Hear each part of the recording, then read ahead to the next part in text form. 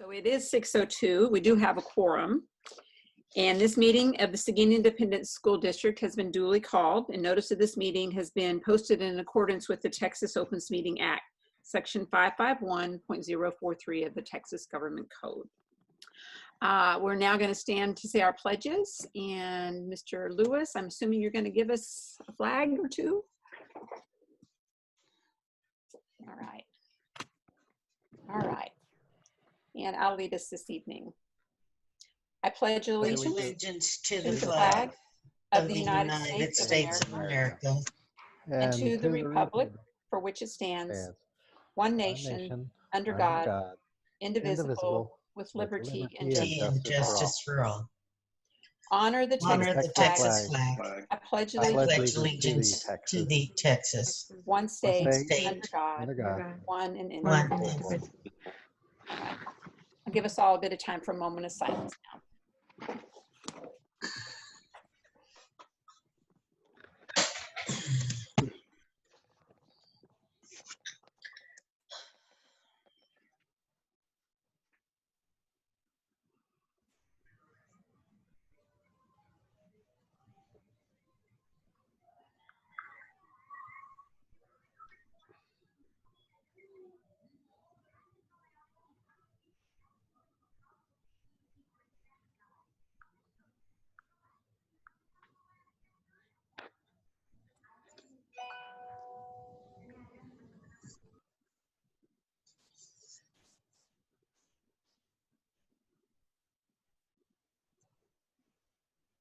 All right. First thing up this evening is an opportunity for somebody from the audience to address the board, but we did not have anyone sign up this evening. So we're going to go ahead and move on to item number 3, which is our action item, which is the approval of the revised school calendar for the 2021 school year. And Dr. Gutierrez, will you or Mr. Hoffman be speaking to us about this? Mr. Hoffman will, but I'm gonna just to give some rationale as to why we're bringing another calendar to the board for approval. When the last calendar was considered, we were in a completely different place, and we had presented an additional calendar to consider to make up for instructional time that had been lost in starting the school year earlier. But overwhelmingly, our community felt like we needed to maintain the calendar that had been adopted by the Board of Trustees. As the reopening of schools task force continued to meet and have discussions about the current trends, we felt that we needed to consider a delayed start, and we first started with gauging how our staff felt. And overwhelmingly, about 80% felt that we should delay the start of school. We then polled the community during the town hall, and again, overwhelmingly strong support for a delayed start. What we are really hoping to avoid is I feel that if we were to start in August, we would be starting fully online. It is our hope that things will improve and that we'll have an opportunity to have students in our buildings. We have students that are in great care with our teachers in safe environments, an environment where they have nutritious meals, in an environment where they have air conditioning, in an environment where they are learning and growing. And we know that there are many challenges that come with students learning remotely. There is nothing that will ever amount to that face-to-face interaction with the teacher and with peers. So it is our hope that we do have kids that get to come into our buildings. However, we can't predict what trends will look like, but we can certainly delay the start of school. In addition to the need to make sure we can start with kids in our buildings, there's also a lot of planning that has to take place in order to plan for quality remote learning. we all, just like other school districts, had to turn around a remote learning plan overnight. And it was not the ideal plan, but we feel confident that the plan that we have moving forward for the fall will be much more improved. One component is that there will be a need to have the time to plan the online curriculum. And there were two options. One option to invest in having an online curriculum with the cost of $1 million, or having our teachers write the curriculum and have complete ownership while planning at the same time at a much lower cost. But again, the time that's needed to plan for the learning, the time that's needed for our schools to completely restructure how school is going to look like, to change how traffic flow is going to look in a high school, to arrange social distancing in a classroom, to create very creative schedules in order to accommodate fewer kids in the classroom and identify other areas where students can eat. So there's certainly a lot of planning that has to take place, and that's why we're here today presenting to you all a delayed start with minimal changes to the holidays that were outlined previously. And with that, I'm going to turn it over to Sean to talk through this calendar.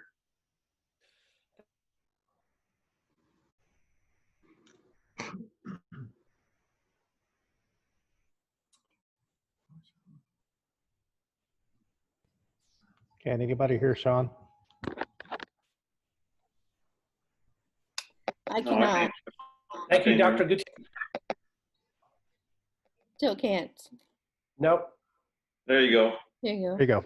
Can you hear me now? Yes. Yes. Okay. Okay. I said thank you, Dr. Gutierrez, and thank you, trustees.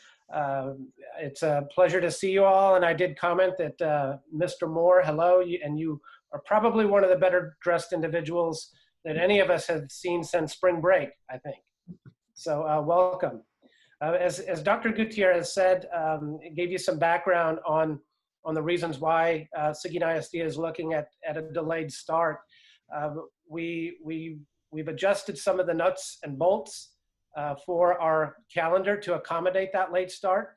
As you remember, back in February, the board unanimously approved a calendar with an August 20th start date. Well, for all the reasons that we all know, we're proposing a September 8th start date. And I will attempt to share my screen. Denise, you said that your laptop was giving you fits. My Mac is giving me fits, and I'm getting that rainbow pinwheel when I try to do certain things. So we'll see if this works.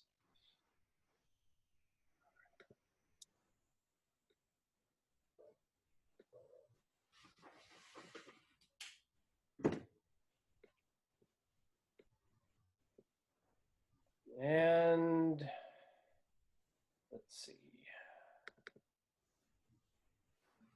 I think we're getting somewhere.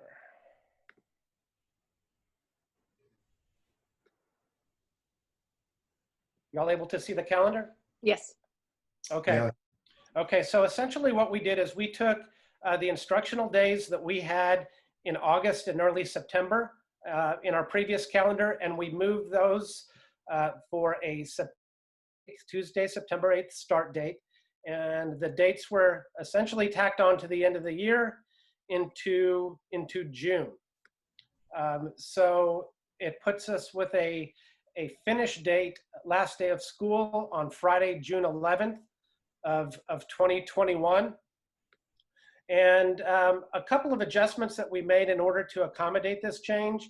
We had to tweak our 6-week and 9-week grading periods, as well as the end of the first semester and beginning of the second semester.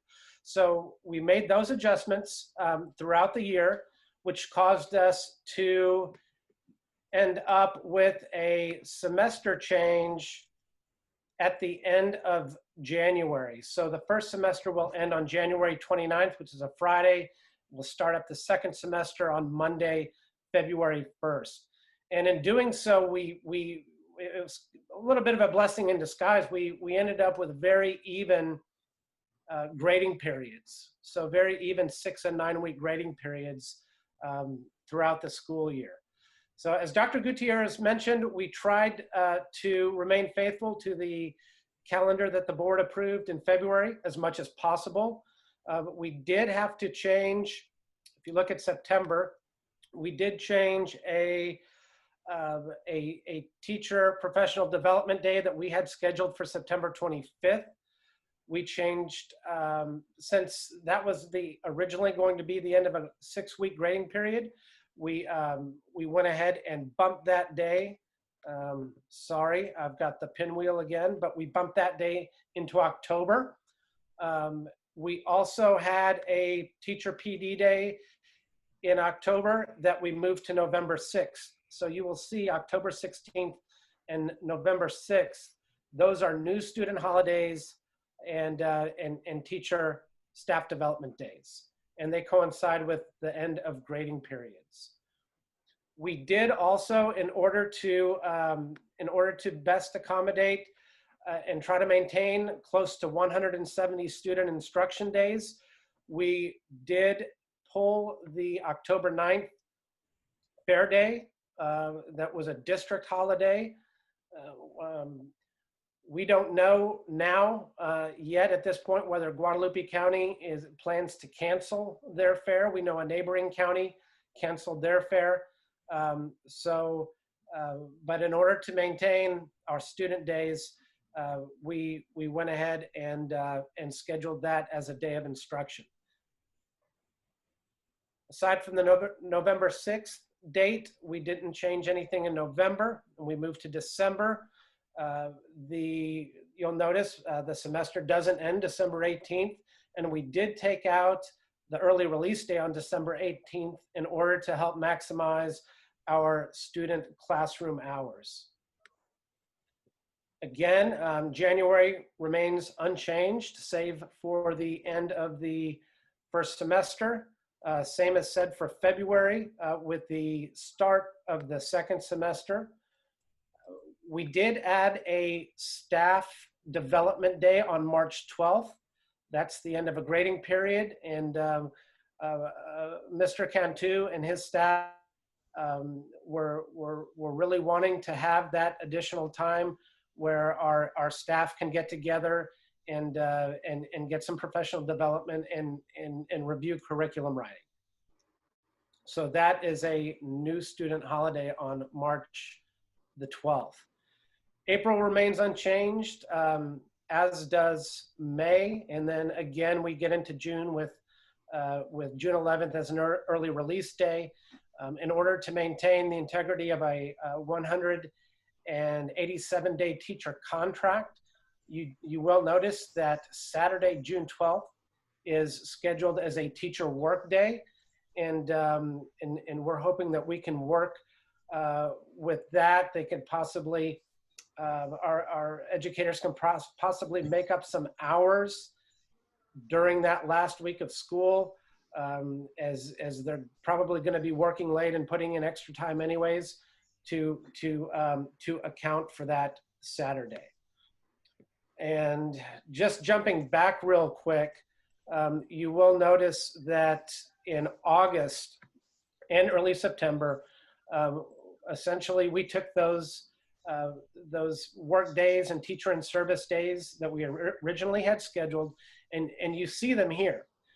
Essentially, these dates are placeholders because we do know that that many of our educators will be working on professional development, preparing for the school year, starting in late July and working through August.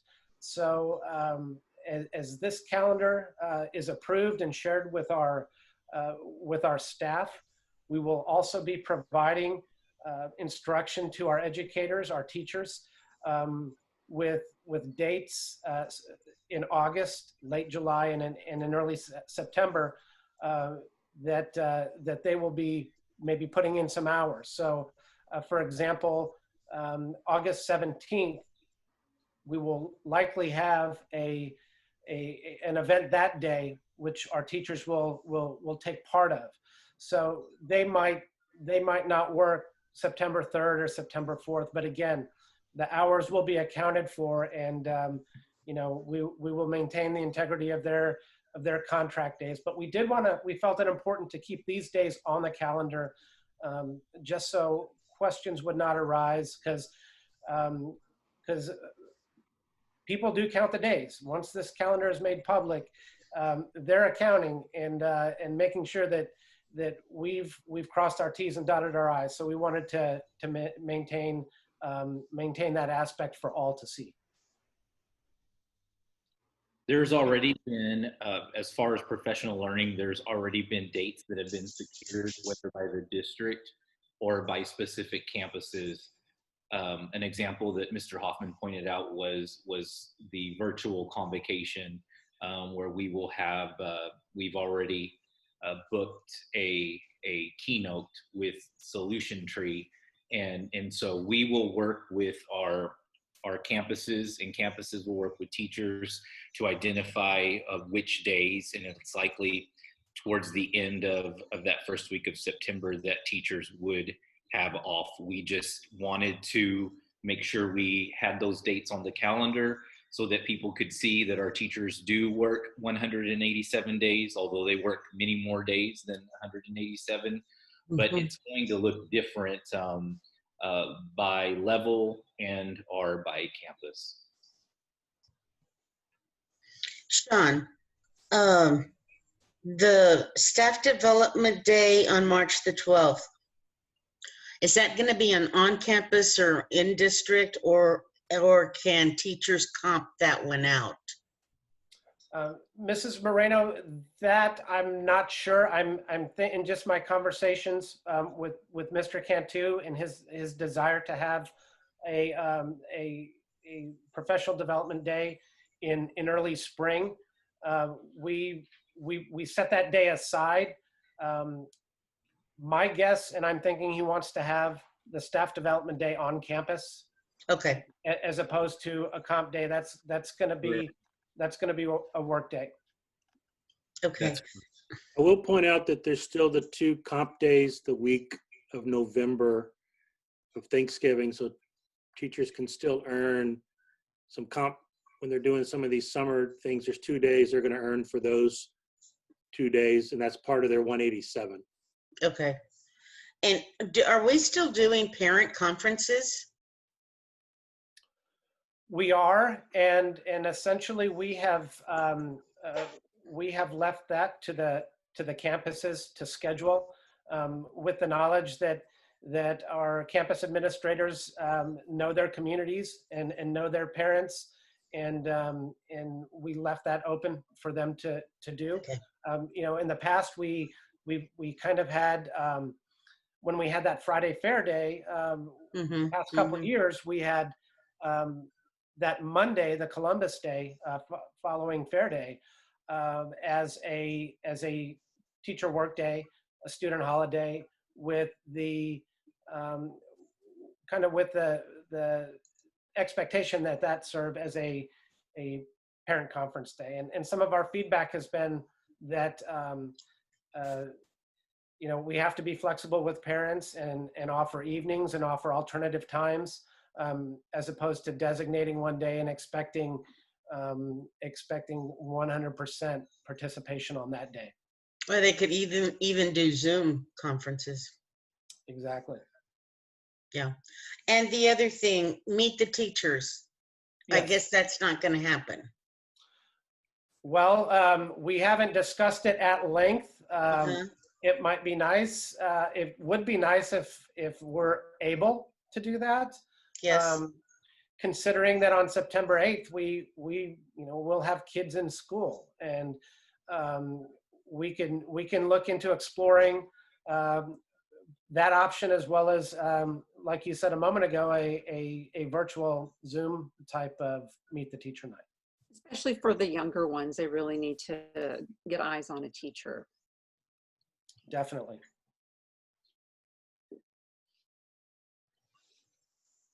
Thank you so much, Sean, for putting this together in a short amount of time. Yeah, I Um, appreciate that. did a great, I mean, it's good. It's good. Thank you, Mrs. Moreno. And you know, again, this is not one person. It's obviously our leadership team Good. and LLS staff with their input and getting all these pieces put together. Hopefully, if we come back with another revised one, those days in May, we'll have those asterisks removed. Let's hope so. Fingers Yes. crossed. Well, speaking of that, if we do go into a shutdown situation, we're just going to start from scratch and have to, I guess, approve another calendar down the road. If for some reason we have to go completely remote, those days would count as instructional days. Even if, let's say, mid-October we have to shut down for a period of time, all teachers will be blended hybrid teachers, and they will be prepared, and they've had plenty of practice to become remote teachers overnight. It would be the hope that we would not have to come back to adjust the calendar, but you never know what changes could come, and if there's some huge impact as a result of COVID that impacts the ability to provide remote instruction, then there's that possibility that we come back and present a different calendar that goes further into June.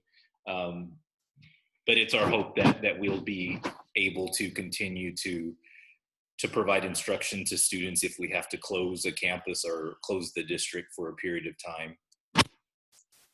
Well, I do want to say, Sean and Dr. Gutierrez, I appreciate the final day of the first semester, basically 3.5 weeks into January. I was concerned that they would come back and then have to take their finals right away. So I'm happy to see that it's been pushed back, and then we almost have the same number of days in each semester. So that's good job. Do we have any other questions from any other trustees? Comments? We can't see everyone, so you're just gonna have to speak up. Oh, now I can see everyone. Nobody? All right.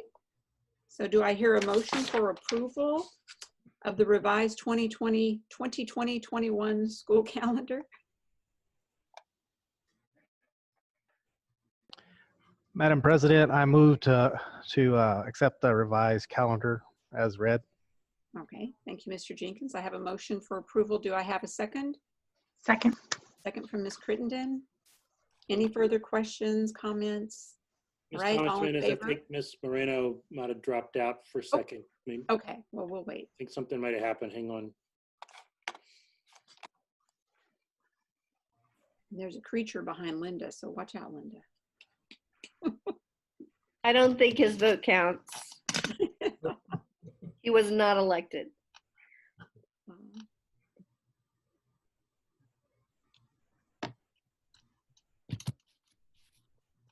Sean, I'm very familiar with that colorful wheel turning round and round and round. We call that the beach ball of death. Well, during our last meeting, my entire computer shut down. And I think Pete was speaking. The whole thing just went off. Freaked me out. So if you know anybody who works on Macs, let me know, Denise. I took it to Mac TLC, but you have to make an appointment, which takes a week, and then it's 2 or 3 weeks to get your computer back. I think I also have a bad internet connection, so I've got those folks coming out tomorrow. Let me text Linda and see. Can we get her just on voice? Would that work? Let's see. If we can get her on voice until she's able to reconnect. I think she has to be a visual in order to vote. She does, all right. Even on her phone.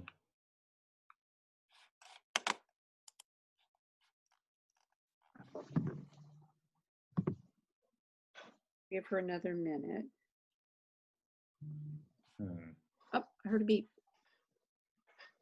Could have been anybody, I guess.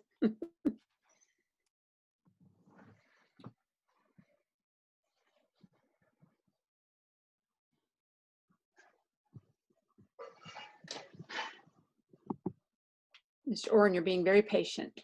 Mr. Orrin Moore, you look so patient and just ready to go. Well, I'm not here. Has anybody heard from her? Anybody else try?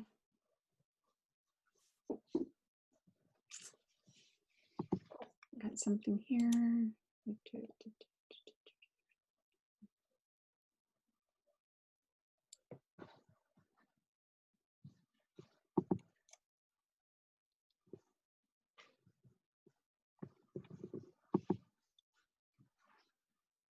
We did have a question in the chat while we're waiting. Perhaps Dr. Gutierrez or Sean, do you see this question? It's from an anonymous attendee. It's about minutes. I'm working on the Q&As. Okay, thank you. All right. Well, I guess we've given her a couple minutes. I think we just need to go ahead and vote, all right? All in favor, raise your right hand. Opposed, same sign. All right, motion carries 6-0 with one trustee missing in action. All right, let's move on to our business at hand for the evening, which is our Team of 8 training. So I trust all of you got your results from our self-evaluation from Mr. Moore and have looked it over and made diligent notes. So I'm going to turn it over to you two gentlemen. David, I just saw you, sorry. So. Well, hey, thank you all for having us back. I think David and I have both been really anticipating this team building workshop because of our love for Seguin and of course all the districts around Texas, but I think we've spent more time with Seguin in the past year than any other board. That might not hold true for David because he does strategic planning. And I know he'll spend months with a board, hours on end. Quick sound check. How am I coming through? Can everyone hear me? Okay, good. So I am wearing a tie and a vest tonight. I decided to put on a tie. I've been wearing a dress shirt every Zoom meeting with boards. And then for some reason I said, I'm gonna put on a jacket with this tie. And then I said, well, let me take my jacket off. I'm gonna put on a vest. I just felt like I owed that to Seguin. We've spent a lot of time together. I went back through the calendar and I think it started about September or August of 17, the transition workshop. And so I've really become fond of the board overall, and I've enjoyed the work. I've had a chance to deal with y'all, and anytime you all call, it truly is a privilege and an honor to come here and engage. I want to share a quick bit of news, I guess a bit of an update, and then I'm gonna just let you all start having a conversation. But before I do that, I'm gonna let David say anything right quick because he's made time to be here as well, and he knows the work you all have put in over the past year. David, how you feeling, man?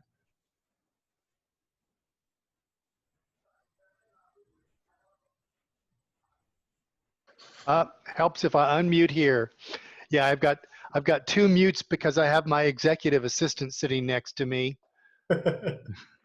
And 6-month-old puppies, you know, they can be rambunctious and loud. So I have my double mute. Yeah, as soon as I said her name, she's now nibbling on me.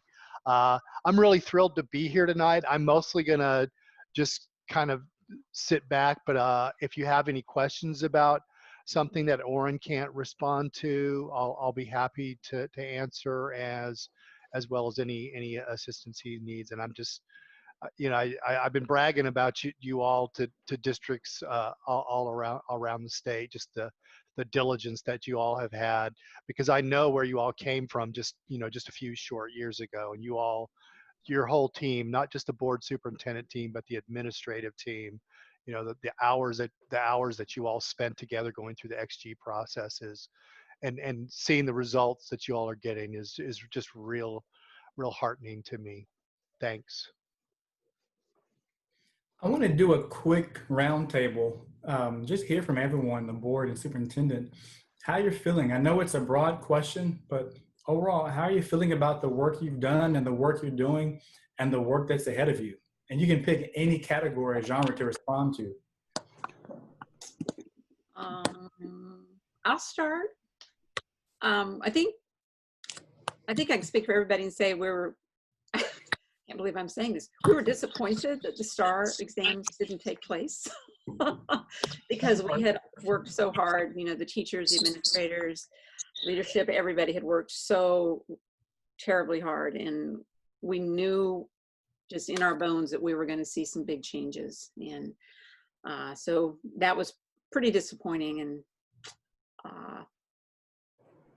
now we're kind of in a place where we don't really want to see STAR tests this coming year. So it's kind of interesting how it's turned around. But we still feel as though we're in pretty good shape.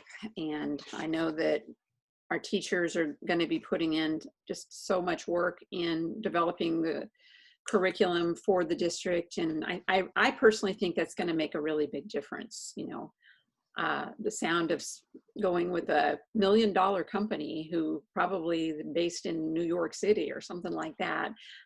We need people who live and breathe with these kids every day. And I think they're going to represent the needs and the interests of this community. Okay, next. I'll go next. I'm really thankful that Dr. Gutierrez chose to stay in Seguin. He had an opportunity to move away from us. And I don't want to toot our own horn too much, but I hope in some small part that our board played a huge role in him staying, because I know we prayed real hard for that to happen, and I wouldn't want to go through what we're going through now with anyone else. But I think it's a testament to us willing to work together and to really listen to each other and to stay steadfast to our goals. And I know when we get past this, that the current situation, that we can get back to really hitting it hard and to seeing success for our students. I would just like to say that I'm thankful for the board that we have facing the problems that we have at this time. We're working as a team together, facing problems that none of us have ever dealt with before, and making adjustments along the way. And it's very nice to have people that work together. And might I add, for those of you about to run, I hope that you run again. I don't know if we talked too much about it or if we cannot talk about that right now, but I said it anyway.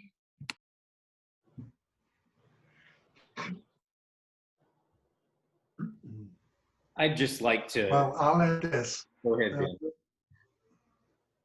Ben. I said I really enjoyed working with this board because I think we all have a common goal, and that is success for the kids.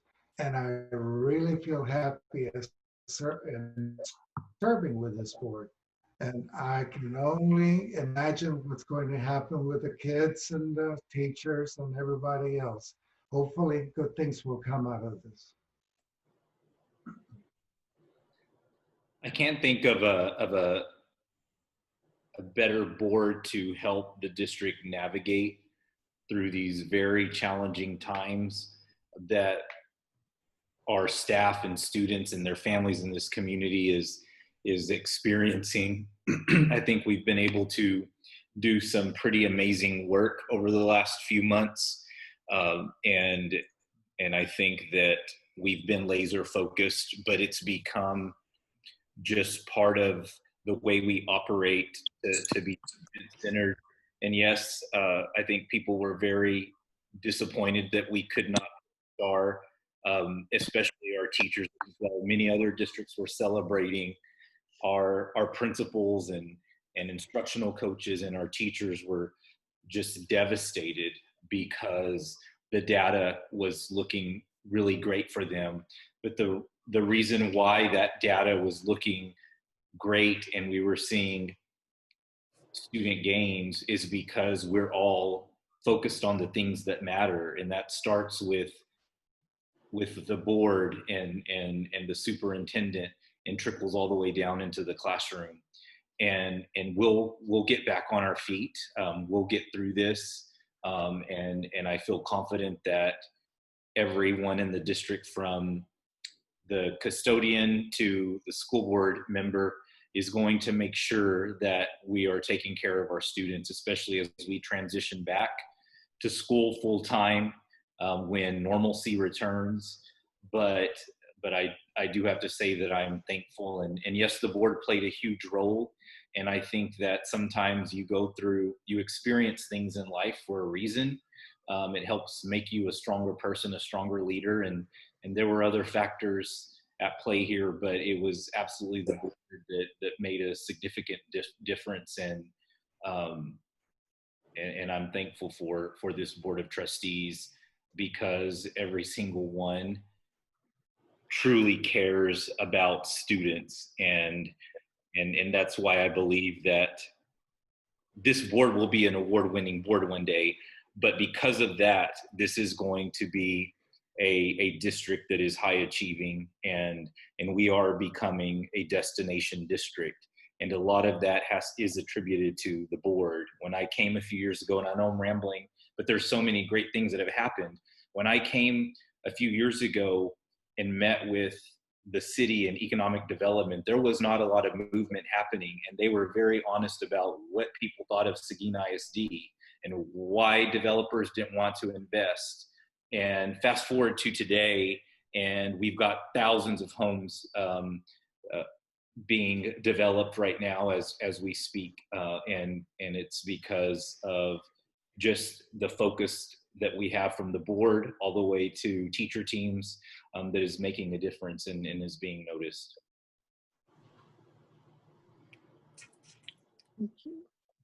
I'd like to just add a little bit more to everything that everyone has said. And of course, I ditto everything that has been said about the board, about Dr. Gutierrez. But the thing that has amazed me the most since we announced we were closing down school on March the 13th, and it's one of those things that you remember where you were the day that that happened, and the day that you got the text saying that we'll be extending our spring break, is the way that Dr. Gutierrez was able to pull together his leadership team to get things moving in the right direction for all kids, from pre-kindergarten all the way to 12th grade. And granted, we made some mistakes along the way, and we weren't totally perfect, but I think we've learned from that first rodeo, so that our second rodeo may be just a little smoother on that bull riding event. But it's going to be a new day, a new dawning for Seguin ISD. They were able to be able to make a graduation happen for our 2020 graduates. It may have not been exactly what they wanted or how they were accustomed to having it, but we got to honor them and celebrate them in some form or fashion, and also how they have worked throughout the summer.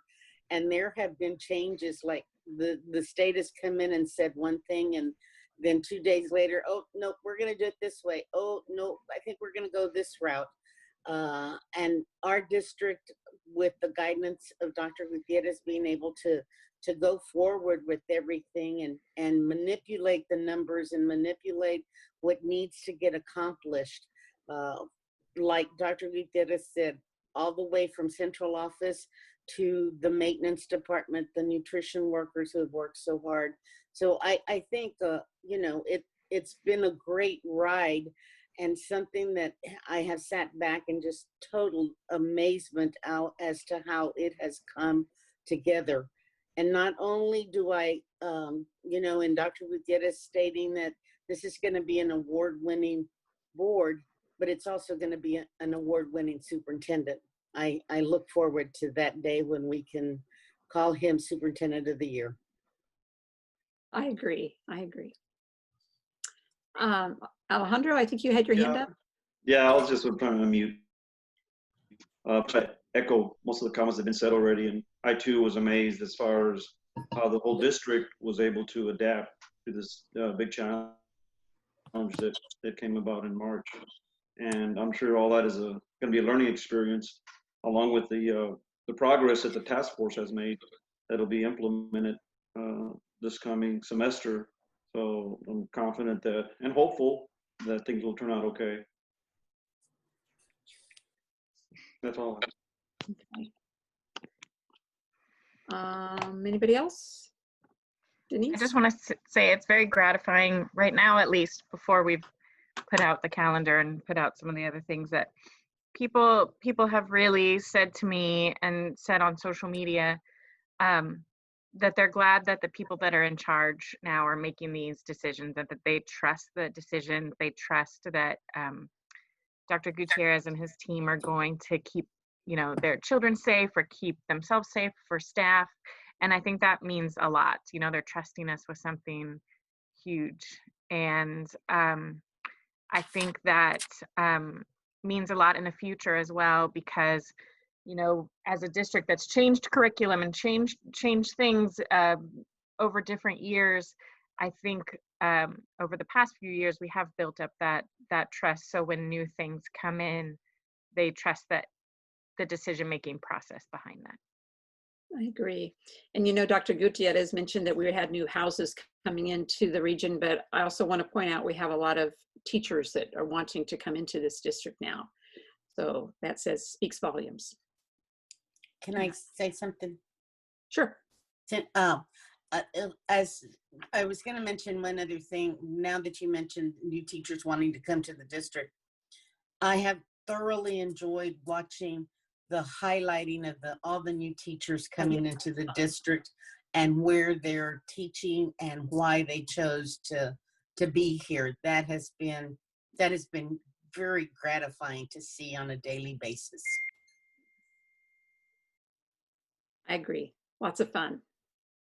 I don't know whose idea that was, but I love it. Mm-hmm. I will certainly share that with HR.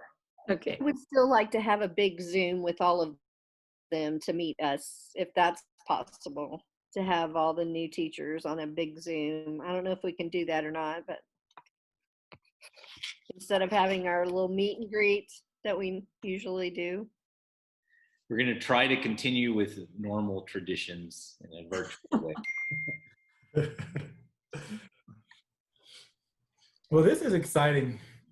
I wanted to hear you all speak about your district because the things I would say would go right in line with what you said. I want to echo as well your sentiments. And I want to share a pretty neat event that occurred fairly recently. And you all know about it because I've asked for your input and your blessing on all of it. When I got a call and I got in touch with Ms. Ramirez and Dr. Gutierrez and Ms. Thomas Jimenez to do the team building for this year, they were talking about just the progress that the district had made. I know you all, when Dr. Gutierrez first started, you've been building momentum ever since. And specifically, I remember he was thinking about how the superintendent evaluation had changed. There was a time where things had to be very, very kind of rudimentary. And there were things like operational matters on the superintendent evaluation because things had to be rebuilt, right? Stability had to be built.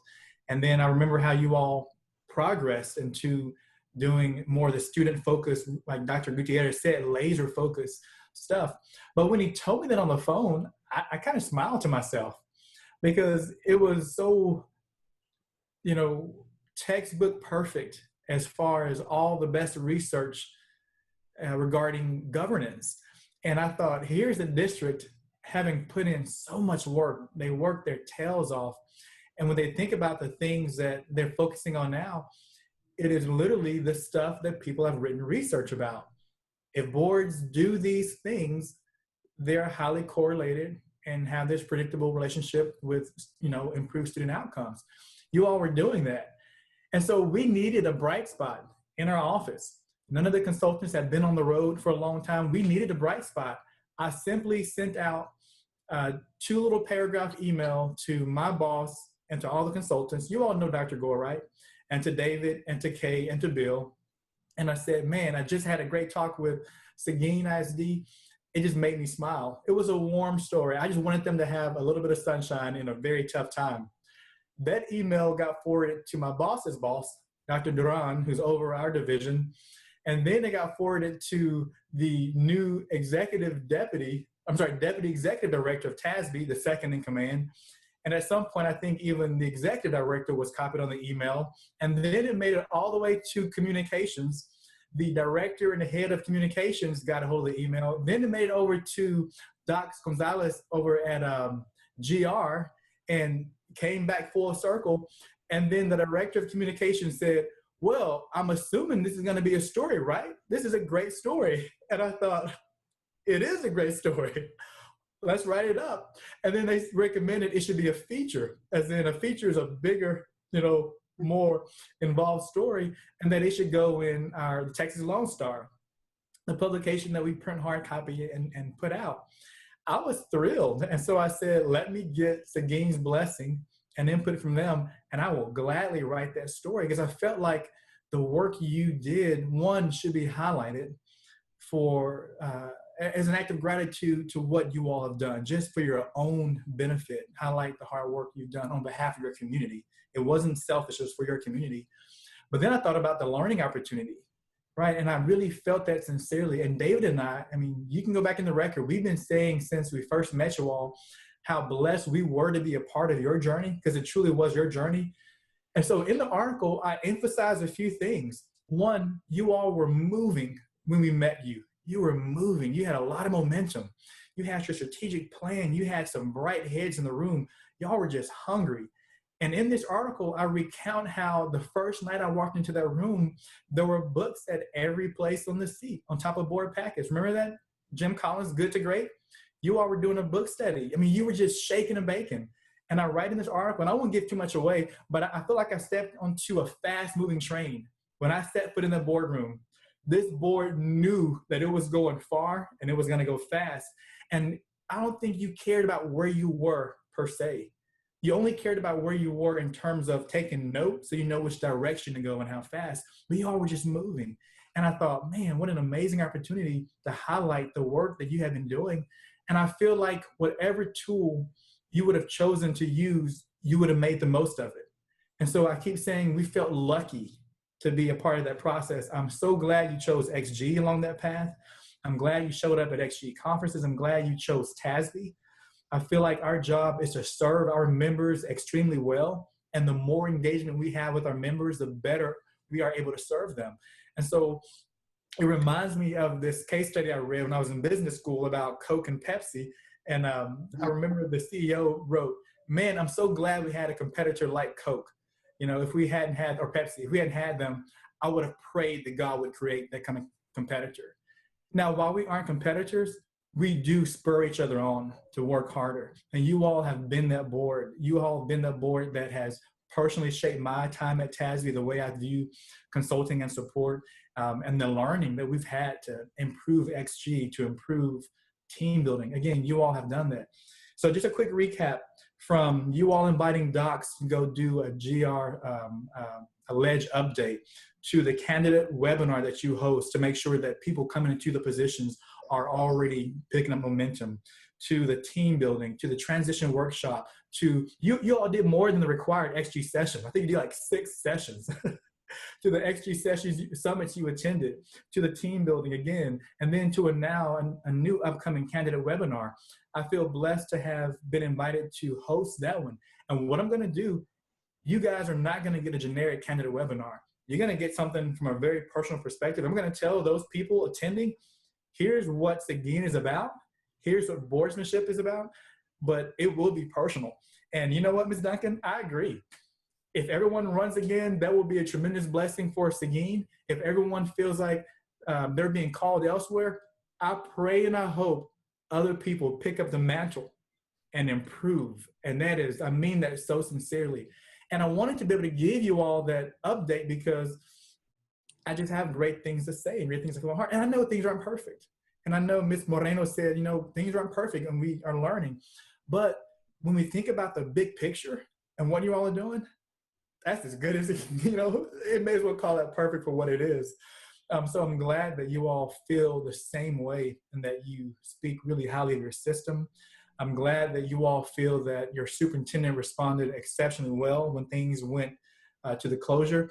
In my opinion, I think a superintendent can respond well to school situations when the board makes things as simple and easy as possible. And when the board is supporting and pushing the same direction, that superintendent gets to focus on those matters, as opposed to having to focus on managing relationships, et cetera. So for any bit of imperfection that even exists with this team, I'm sure it is outweighed by the hard work and by the ambition and the focus you have in serving your community. So again, I'm glad to be here for another team building session. This team building session will be easy. It's a quick tune-up. I'm gonna ask you all a few questions. Some of them I hope challenge you, but it's a tune-up. We built something amazing together, and you involved your executive leadership team. You involved at time a few community members, some key personnel in the district. We built something. You all built something amazing. I think it's time to ask ourselves, where are the small gaps of the whole? In theory, everything works on paper, but in reality, we have to ask ourselves, what do we tweak? And how do we prioritize things in the current situation? You might find that what we built is amazing, but it is now second priority. And these two factors, safety and continuity of education, are important. Or here's how what we built supports this continuity plan and supports safety, right? Again, we'll have those kind of conversations. In addition, we'll go over the assessment. It was amazing from the start, and it has actually shown even an increase in the activities that have been shown to improve student outcomes. So whereas last year there may have been 3 people that said we always do this or we do this very often, there are 7 of you saying we do this very often. You're going to see in a minute that as far as the behaviors that boards do to improve student outcomes, there's now more of it being done. And we didn't have very many red spots on that initial assessment that you took in year 1, which is why I said you already were moving. Again, we're blessed to be a part of that. David and I were, Tasby was blessed to be a part of that. You're going to see now just pretty much blue and green, which means we're always doing this or we do it pretty often. See 1 or 2 blacks, which means we don't know if we do it. And remember, from year 1, black is not a wrong thing. There just might be a practice that the superintendent is more familiar with than the board is, or someone else is more familiar with than the board is, which is why we have the conversation so that everyone can understand how we do a certain thing if it appears that we aren't doing it, and we should be, or further explanation. And then the last part, we'll focus on what's good, what's improving, and what we need to watch.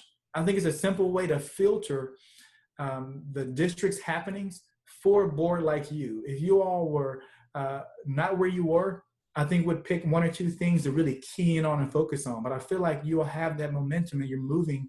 And so I think that high-level governance approach, and we use a simple filter that I love to use with the boards that I feel like are really focused. What's good, what's improving, getting better, and then what are you keeping your eye on? What are you curious about? What makes you say, let's watch that a little closer.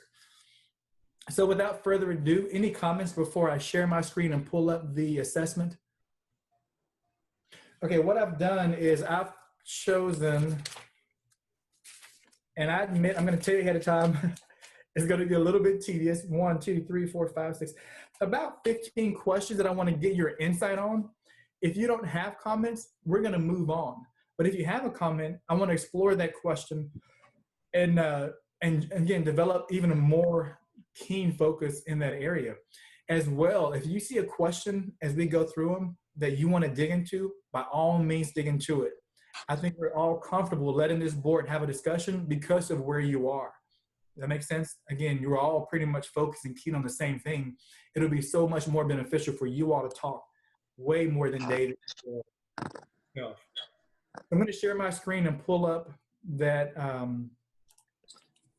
assessment, and we're going to go through it just 1 page at a time. I might toggle back and forth just so we can see all the faces, but what I really want to make sure is that we see the assessment. Is that clear so far? Everyone can see that?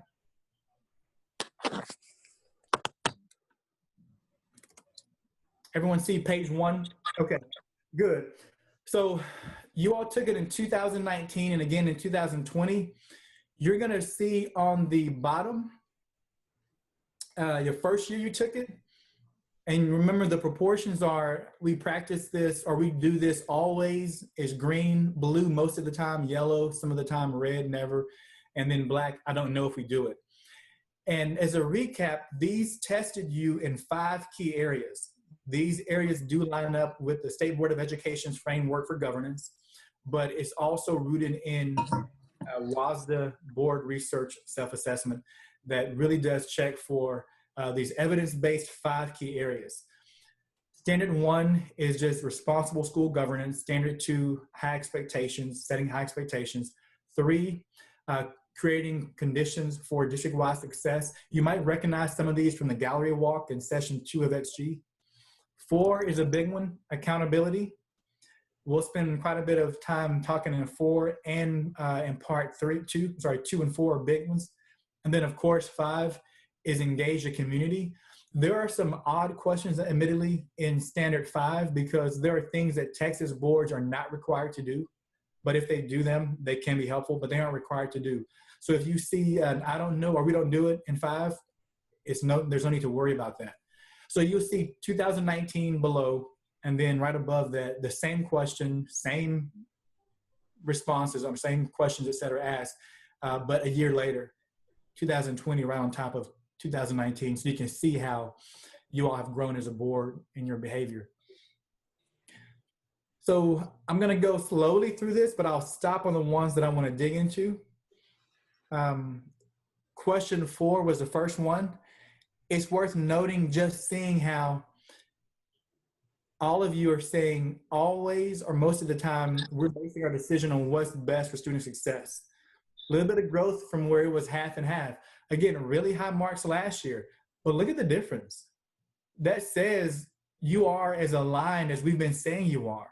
You know, your feelings of alignment, not feelings of perfection in the happenings, but how we're thinking about what we're facing. That says alignment. Look at question 5. Before y'all even answer that, I could tell you this board is clearly committed to a shared purpose. That started before we came on the scene, right? With that interview. I happen to know that Dr. G walked in with a 5-year draft plan. Man, thinking ahead, right? Just amazing stuff from this district, from this board. And again, you all take yourselves off mute and chime in anytime you want. Question 6, provide information to the public that supports board questions and decisions. I would like for you all to share a little bit about how you do this. I know that it's done. I know that anything you do, you post and you publish, but I'm curious to hear about from you how you're doing this, and then especially recently, what this has meant and if this has changed some of how you do in question 6.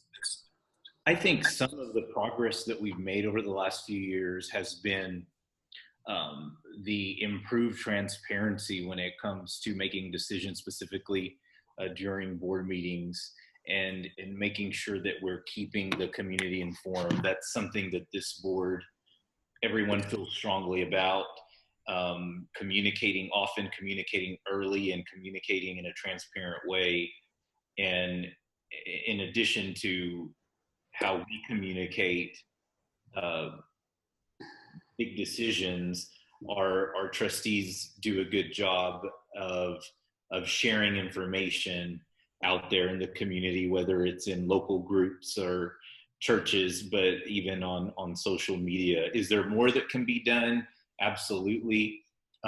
Could trustees take on a role when it comes to the state of the district? I think there are things that we can continue to do, but we've made strong improvement over the last 3 years and 2 years specifically with this board, because I think the community looks to trustees for that leadership and looks to them for information and answers. And although they can't answer everything, what trustees can do is serve as ambassadors and share information out there to the community, which continues to increase. as we progress. The other thing, can y'all hear me? Yes. Yes. The other thing is the fact that Dr. Gutierrez also keeps us in the loop, so that, you know, he's being transparent with us as to what's going on at the central office level, so that if we're asked anything, we at least have a brief background of what they're talking about, or if they're totally off in left field, which a lot of times they are, we can steer them back and say, no, that's not really what, you know, was meant. It's, you know, this or that or whatever. So I think the transparency between central office and the board has also made it a lot easier for us. Good. Yeah, I would kind of say, can you hear me? Yes. Yes. Can you, okay, so kind of say the same thing. Dr. Gutierrez was real good about, especially during this COVID-19, you know, forwarding information from health officials and the TA, you know, before we saw it on Twitter, he would immediately send it out. That was some good information to relay to the public. And I think another thing is, and unfortunately, this is how an effective team of 8 should operate, but it doesn't happen very often. There's not one trustee that has more information than the other. Everything we're transparent. If when a trustee asks a question that may be coming from a community concern, I respond, or administration responds, but to all trustees, because that same question or concern is likely something that has gone to another trustee or will go to another trustee. And so I think one of that works well for us. And sometimes boards, that makes people uncomfortable, but it's not something that's uncomfortable. We all have questions and we want them answered. And so I think that's another way in which I can ensure that everyone has the same information. Yes.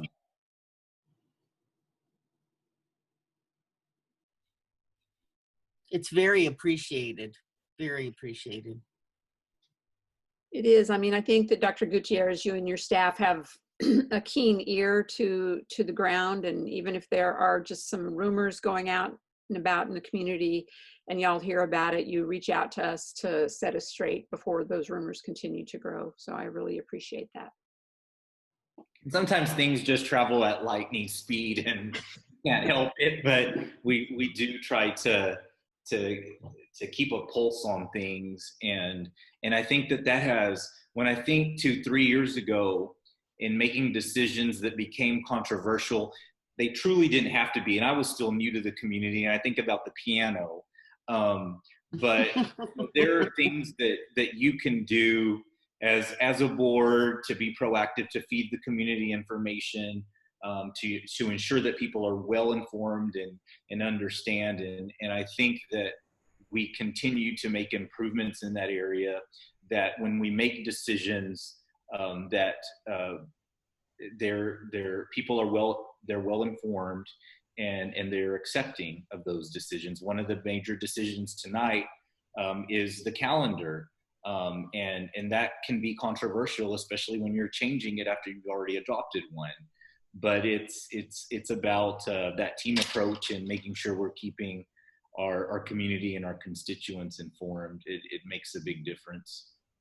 But I think we have, as a board and as a superintendent, established a strong trust. Our community knows that we care about what happens with our kids and our staff members. So making that, and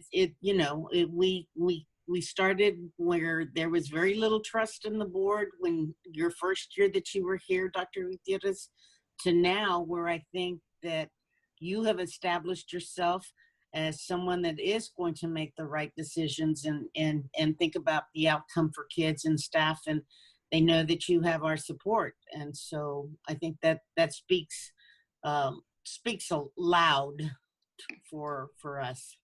And it's helpful when we all, as a team of 8, we have the same philosophy and about education and what it takes to educate a child, and kids are always at the forefront, and we stand firm in that, and people, I think, have come to the realization that our decisions are going to be made in the best interest of students, and gone are the days that existed my first year where there were players in the community that tried to influence decisions that weren't best for kids, whether they were internal or external forces. But I think the community feels now that this team is going to do what's right, and make decisions that are going to decisions that keep kids at the forefront, that are best for kids, for certain groups of kids or certain segments of the population, and that's made a huge difference over the last several years.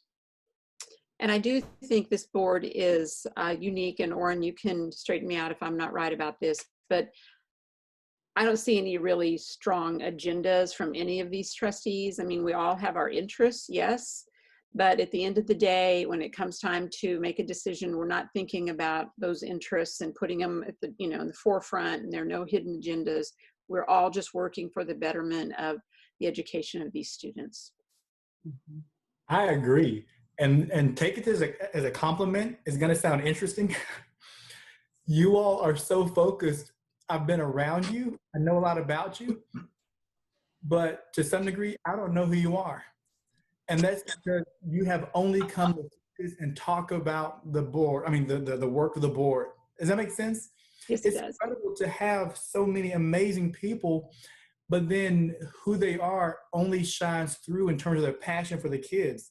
I've learned a whole lot more about you in our first introduction, but only recently when I asked you for more of your comments and statements, I got to learn more about you or read your bios. In other words, you all do a good job of practicing this norm where your mission and your work overrides any one individual proclivity.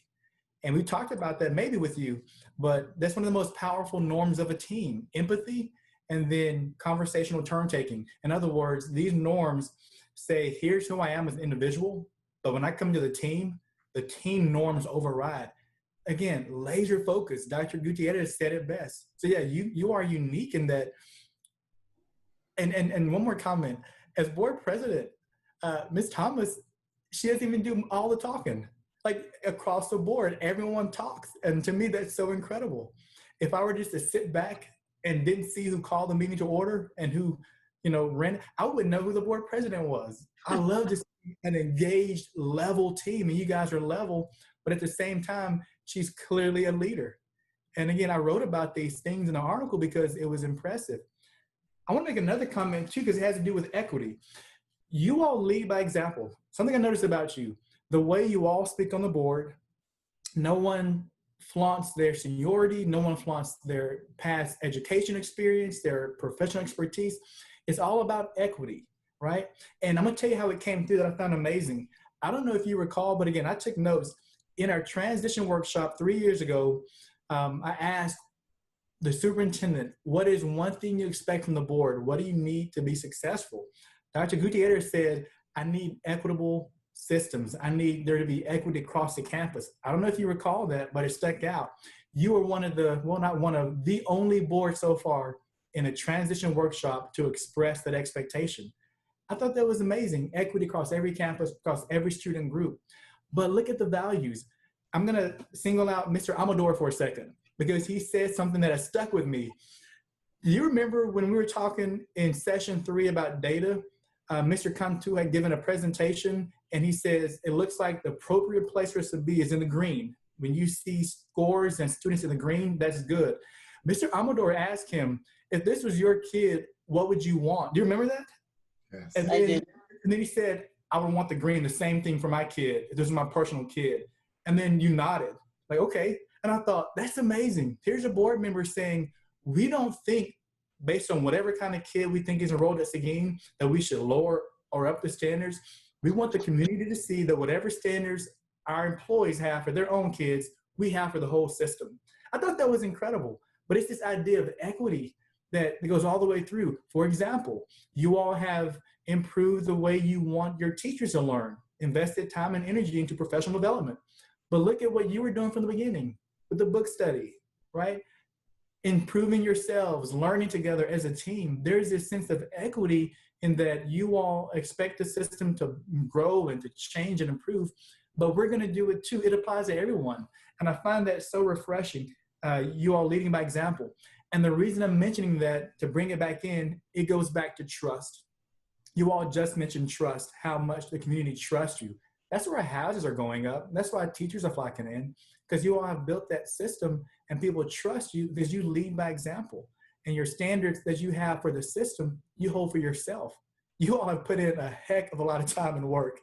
And it's not just the teachers you expect to learn, you've been learning yourself. And I sat there and watched you all hours long meeting, your executive leadership team. And so I want to comment on that. Yeah, you all are pretty unique in that no one comes with their expertise or their experience. They only come with a passion and a willingness to work. And so I appreciate that about you all. To me, that's equity. Man, Oren, will you do an interview with our local media? Hey, you know what? When this comes out? Get them my way anytime.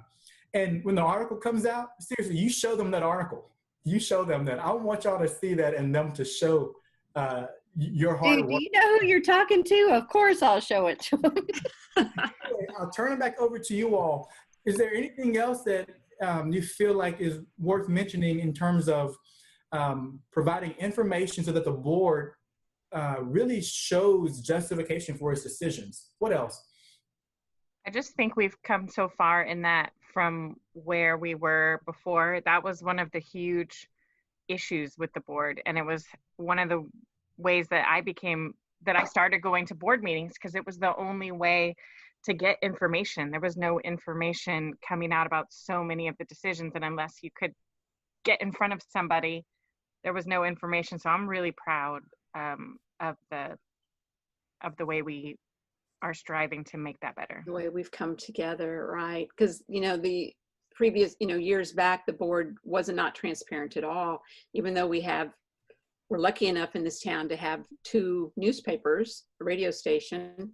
There still was very little information that was out there, and you had to go to a meeting. And so all of a sudden, people who'd maybe, like myself, only been to a meeting to watch my child perform or get an award or something at the board meeting, now all of a sudden you had a large number of people coming in and trying to understand. And I think out of that, we have this group of individuals now that I'm very proud to work with.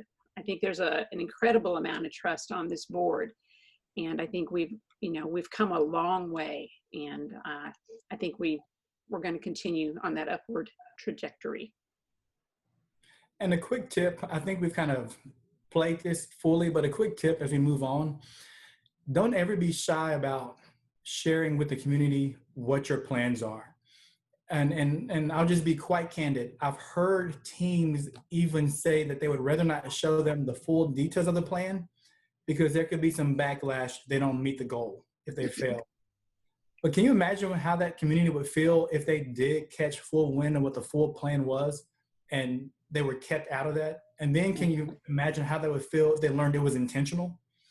For fear of backlash, for fear of criticism, don't ever feel compelled to not share with the community fully what you're expecting. That's trust. And people will cheer or they will detract, but let them detract because that's just who they are, and you're honest and transparent as you have been and continue to be. So keep that in mind. We're gonna skip over 5 and go on to. Oh, can we go back to number 7? Yeah. I did just want to say that a defined process for gathering input prior to making critical decisions. I'm really proud of the surveys that we've done with the community. We did surveys about a new calendar way back in, I think, May. We did surveys about whether or not parents feel safe sending their kids back to schools. We did another survey about calendars, and I don't know that that's that unique to other school districts, but it's something that we have not always done in the past. And we don't always get the number of responses that we want, but I hope that those numbers are growing. Maybe Dr. Gutierrez can let us know if slowly people are realizing it's, it's safe to go online and put your ideas in.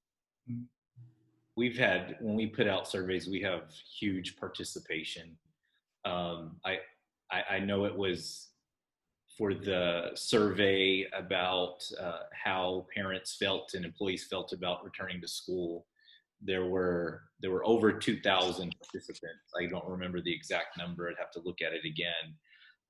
The calendar feedback, there was a lot of participation. So the level of engagement is pretty high. And even when we sought feedback from our staff on the proposal to delay the start, we had about 650 responses out of 1,000 employees, which is significant. So the level of participation is pretty high. And when I talk to others in districts that have similar demographics, particularly in the San Antonio area, I don't think the level, I know the level of participation isn't as high. So that's something that we should be really proud of. And I think that all goes back to, they know that they're going to be heard, or they're at least going to be, someone's going to listen to them. Plus the fact that we are also doing it in both languages. I think that's very important in our community. And so I think that's why the feedback comes back to us. Yeah. That's so true. They respond because they know they have that opportunity. Mm-hmm. Amazing. I know maybe you all just didn't write it down in black and white on ink, but I believe you all set goals for your improvement. Wouldn't you all think so? Okay. Yeah. And then, of course, question 8, we're doing that now, an annual assessment of performance. This is only the second annual one we've done, but hopefully it'll go to 3 years and 4 and 5. Look at number 11 is the focus for this one, but I'll give you a chance to read that. And if any of the other ones you think are worth visiting, let me know. But 11 is a focus for this one. I'd like to talk about 12 too. Okay, good. Well, very quickly, let me just challenge you all, because again, we've spent time together. I'm going to challenge you. And I'm not looking for a specific answer. You don't have to identify. This was anonymous, so I don't want anyone to identify or say, I answered this way or that way. But why do you think that anyone on the team would have put that most of the time we honor the roles and responsibilities of superintendent, which is still a great score, but why do you think it's 5 and 3 as opposed to all 8? As y'all are thinking, the participation for that survey that went out to parents and staff, there were about 3,400 participants, which is wow. That's good. Yeah. That's amazing. That's my whole hometown.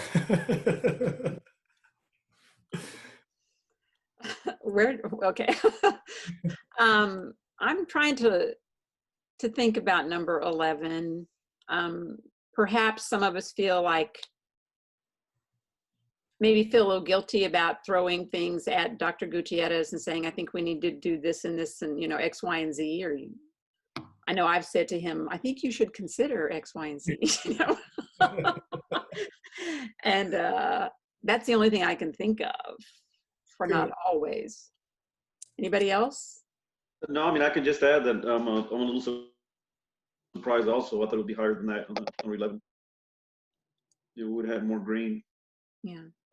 As the superintendent, I'm surprised too, because I certainly don't feel that way and do appreciate the feedback. I mean, you all have lived in the community for years and much longer than I have, and so you have a different perspective that is valuable. And so when ideas come in, it's never taken that way.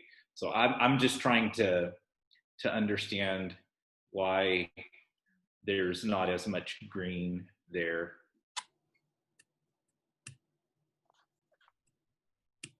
Anybody else? No? Okay. It's possible that you are just being hard on yourselves. First off, that number doesn't have to be 100%. Blue and green is great. Trust me, blue and green are great. It could be that someone recalled, you know what, I do remember a time where I made a recommendation, but you know what, we have had some unprecedented times. I would imagine and hope that a board was actively engaged in a lot of the conversation around March 13th, which was also my last day in the office. I would imagine the boards had a lot of discussion. Another quick note, and this is kind of what I expected to hear. You all, going back to the trust issue, another way I feel like this board represented trust, and I've been preaching this around the state to other districts. I don't know if you all, it'll probably ring a bell. When we decided to look at evidence of accomplishment and progress for your PLCs, one of the big goals you had, you remember how you all said you're going to go look at that? Your superintendent invited you in to view it. I feel like was a privilege, something that he didn't have to do. He could have provided a report. He could have had a designee. But that's saying, I trust you all enough to honor and respect roles, and I know you trust me. I want to show you an insider tip. That was way below the line of what the board normally does. But for teams that have a lot of trust, they get to have exciting, unconventional things like that, right? So I think the idea of honoring roles and responsibilities, you know, it gets to be a challenge in a normal situation. But what I'm getting at is that there are times where board members do go a little bit deeper, right? Because we're having some unprecedented times, we're having some big discussions, and I think that's where we collaborate. That collaboration space, it gives and takes, you know, both sides. I have no doubt that this is still great, a great response. I love the way you all trust each other, and it's my opinion, I'm guessing, based on watching you all for a few years, that is just, I don't know, just a fun thing to look at, but certainly not any level of concern whatsoever. But I just think that's pretty neat. I don't know if this is going to make sense, but maybe sometimes some of us feel that we could maybe be overstepping our bounds and asking for more information than maybe he should be giving us, and putting him on the spot, you know? Yeah. And again, it's an honest assessment. Y'all are probably very objective and recalled a few times where you did get a little deeper. Mm-hmm. But the fact that you all can be honest about it, and here's the other thing, that you all recognize that, I think it's great. Any other comments about that one before we go forward? I think for a team like you all, you know, working hard, continuously improving, no qualms about saying, let's make sure we improve that next year. Not because it's bad, but because you all are increasingly becoming exceptional. And that was your own goal. I don't have a dog in this fight per se, but I know you all are headed. And I bet you all want to just continue to go up and up and up. So that would be a challenge point for you. You're at the last little bit of incremental growth. Congratulations, you got 98%. Why not go for 100? Number 12. Madam President, let's talk about number 12. Right. This afternoon, we have an email address where if we have a question, we're supposed to send the question in to Dr. Gutierrez, and then he and his staff will research it and send that information back out to the entire board. I couldn't even find that email address. I got to be honest with you. I don't know where it is. So I don't know. And this is something that he has asked for quite a few times. He's also very open to us just reaching out one-on-one, but I think it would be much easier if we would stick to our plan. I don't know. What do the rest of y'all think? Okay, I've only used that Google form once, so I'm just going to admit that I've only used it once. I usually just email. Right. It's hard when we just email or text, because then he's got too many too many things to keep track of. I hate to jinx myself, but I haven't had any issues lately to email. So I think for a while when we were getting the update every week, it was there, and then when we changed the format, I don't know Right. if it That's appears why I couldn't find it. I always went to that. Right. We can add that. We can add that form onto that new format that we're using. I Yeah, think. because And sometimes, if a quick question, it's going to be much easier to just send a text or an email, which I think for the most part, everyone is really good about. But it's for if you're wanting to understand how they're scheduling at the elementary schools and what a specials rotations look like, then that would go in that form so that we make sure it goes to the proper person or department to compile the information to send to me, to send to the board. But sometimes a quick question, it's appropriate to reach out via text or email. But we can add that link. I can add that link to the format that we're currently using for the weekly communicate. And the new format is just wonderful. I like that new format. So much easier to read and quicker, and it's good. It's good. I'm liking it too. Yeah. It gives Mr. Lewis an opportunity to be really honest. He officially does not like COVID. I got that official message. All right, so on number 12. I've only used it once.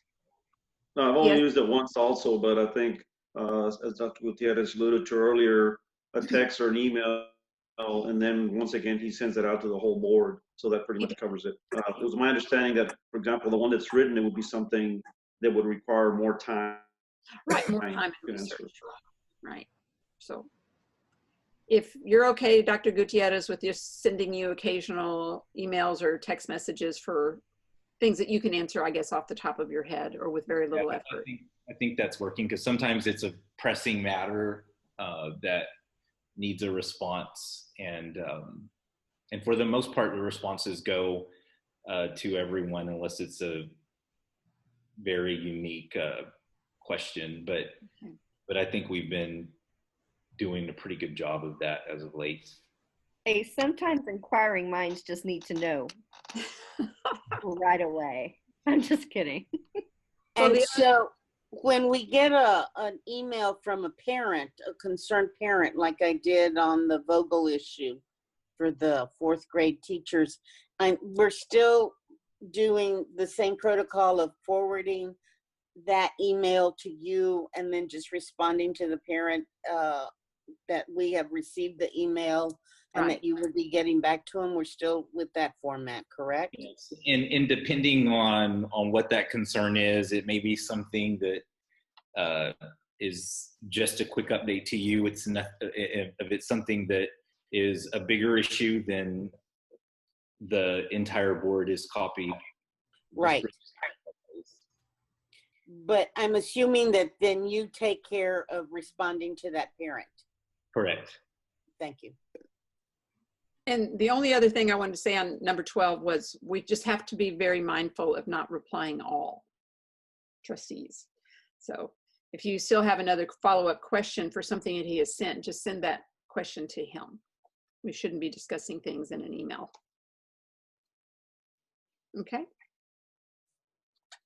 That reminds me of the conversation we just had earlier where you all felt like communication was going evenly to every trustee.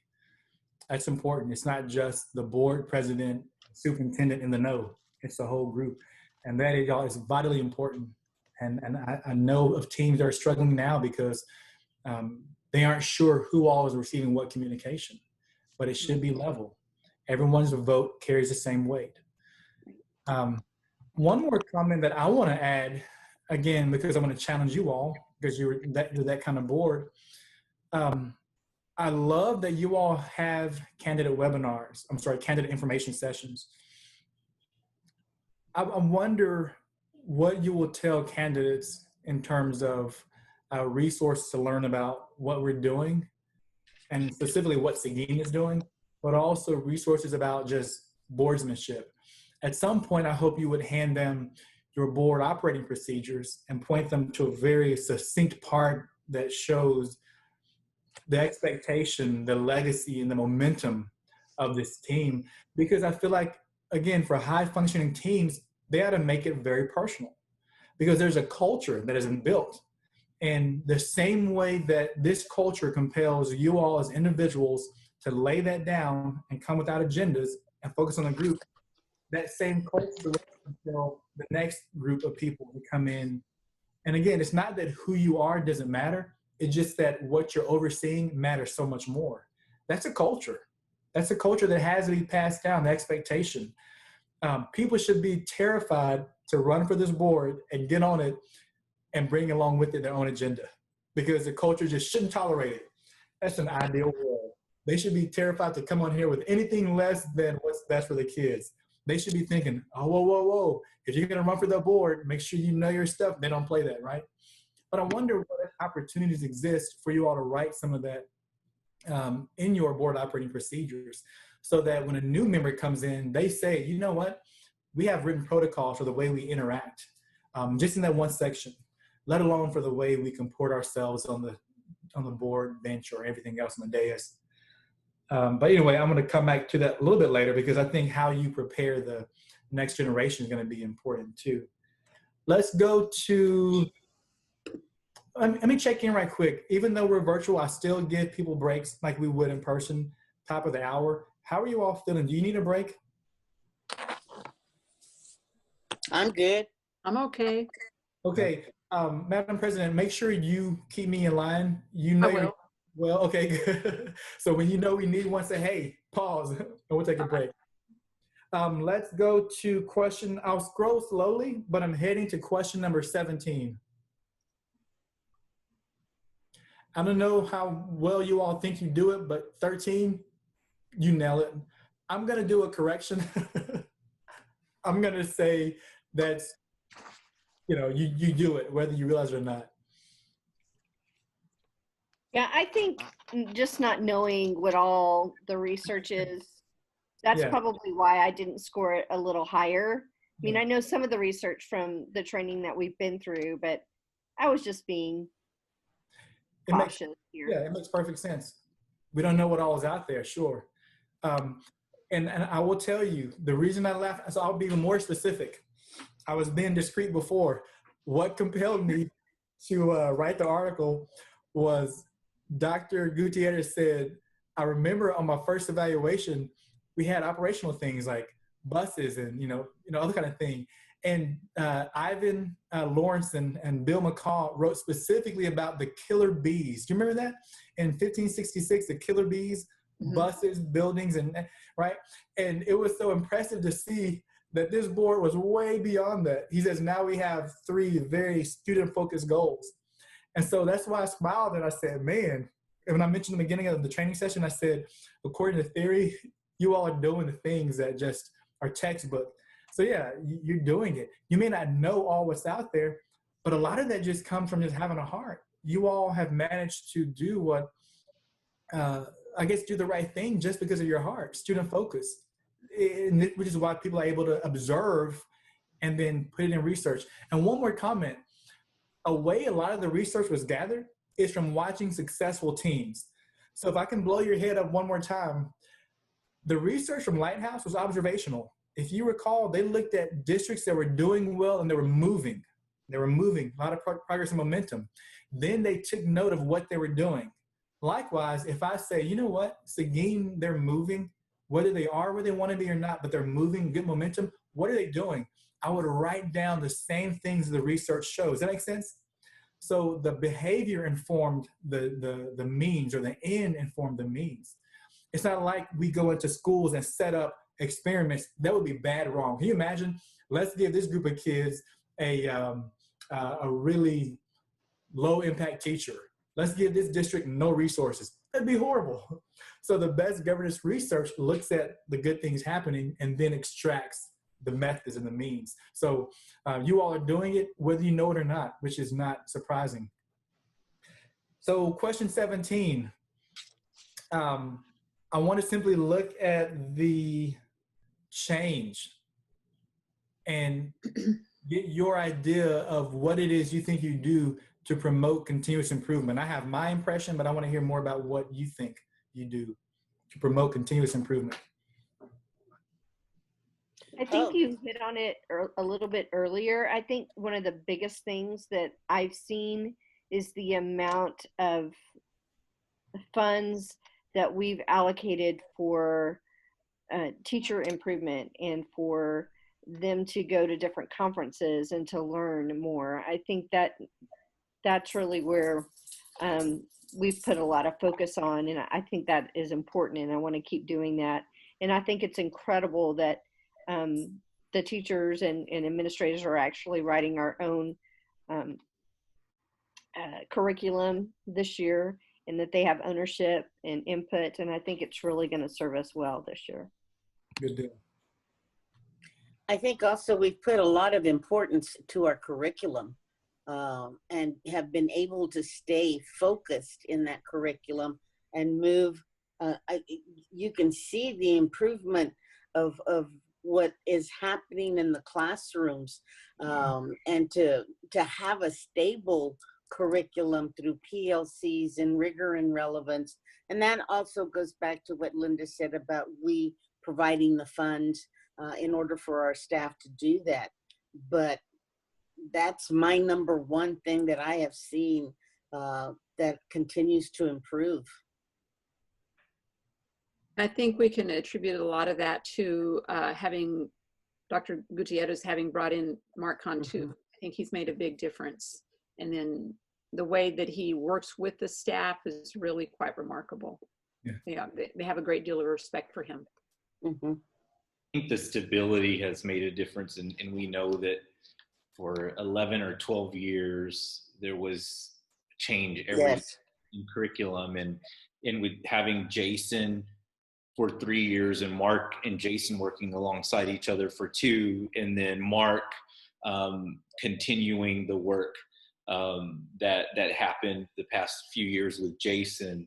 It's been, it will be a seamless transition. The relationships are there, the familiarity is there, and Mark believes in the work that we're doing that's outlined in that strategic plan. And what's exciting is that our teachers are going into year 4 with the same focus. And it's been a long time that this district has had more than 3 years of continuous initiatives.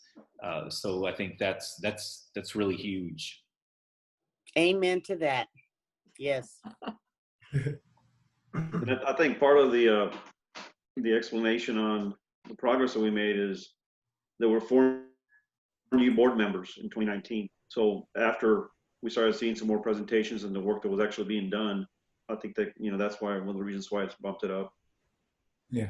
And it'll probably hit 100% next year. Good deal.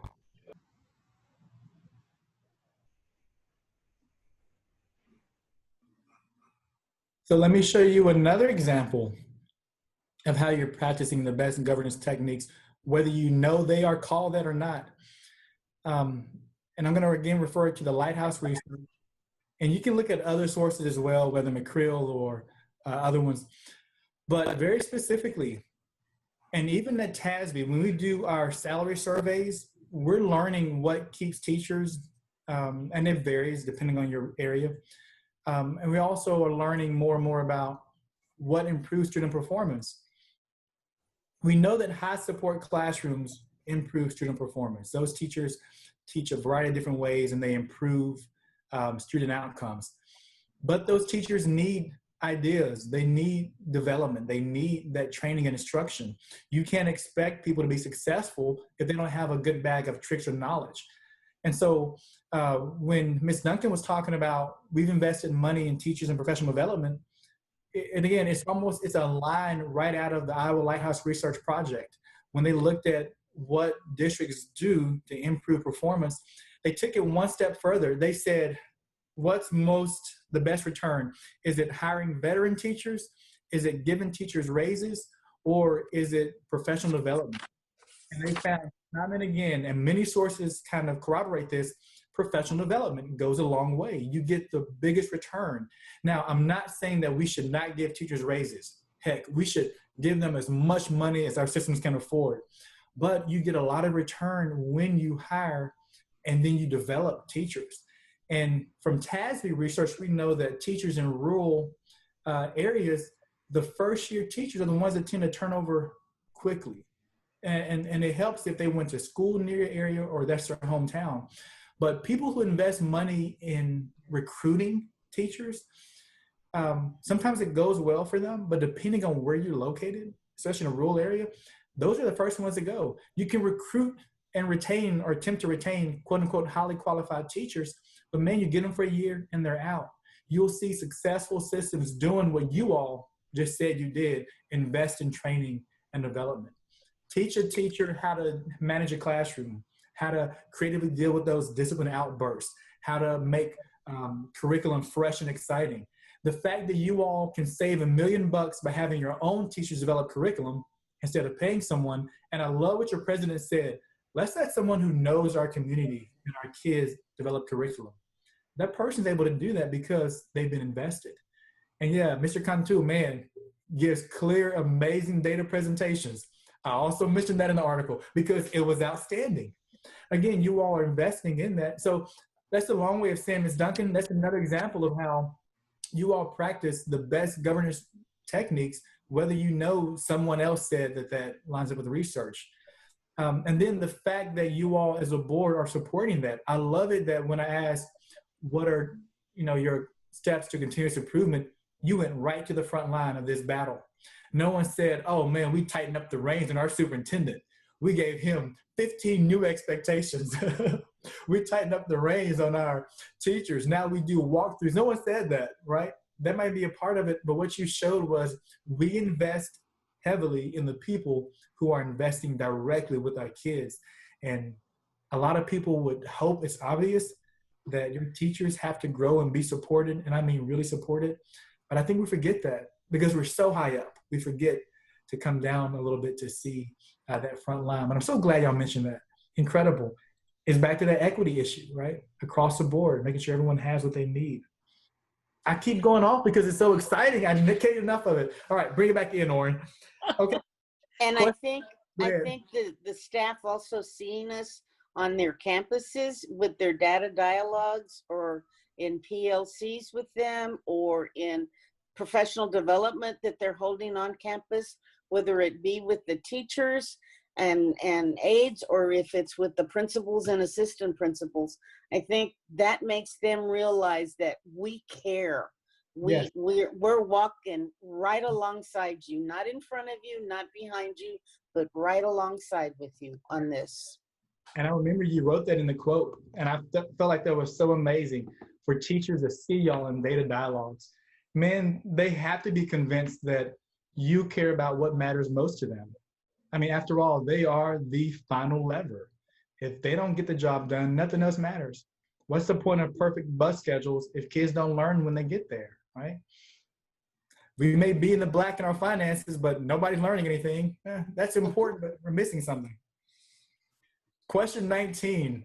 I already referred to this, but I want to dig in a little bit here. One, because the numbers look so amazing, but because this is a huge topic for team building and for boards and superintendents.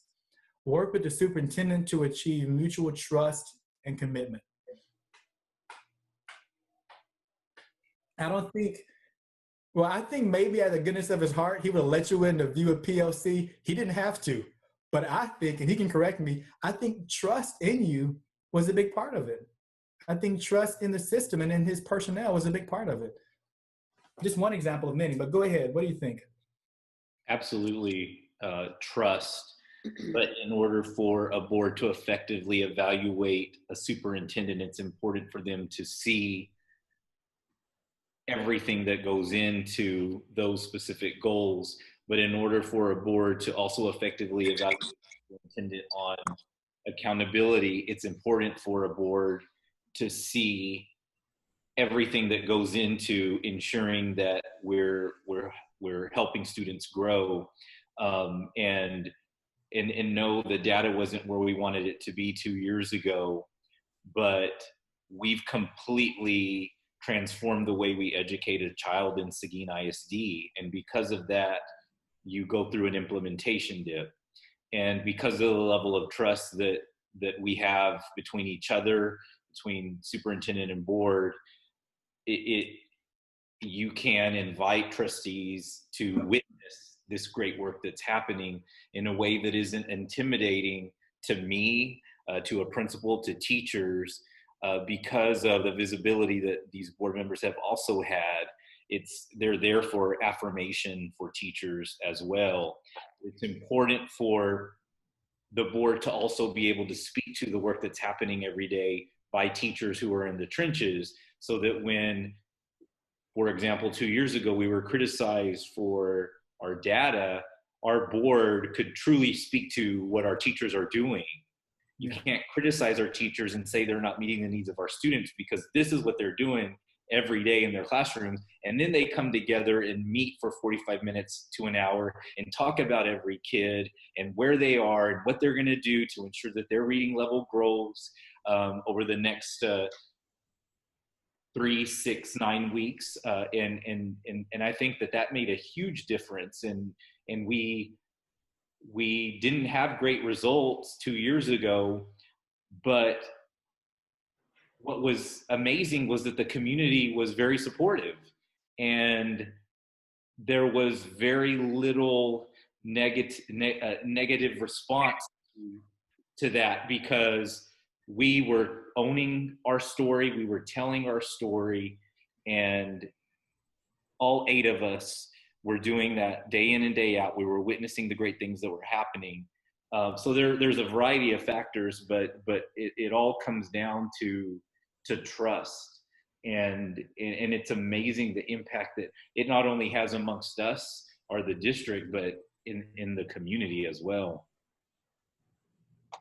I agree. And I think that when Dr. Gutierrez came in with a plan in hand, and we've pretty much stuck to that plan, made a few changes along the way as we needed to, but that plan has always been available to the community. We've talked about it, we reviewed it, we talk about the goals, we talk about where we are.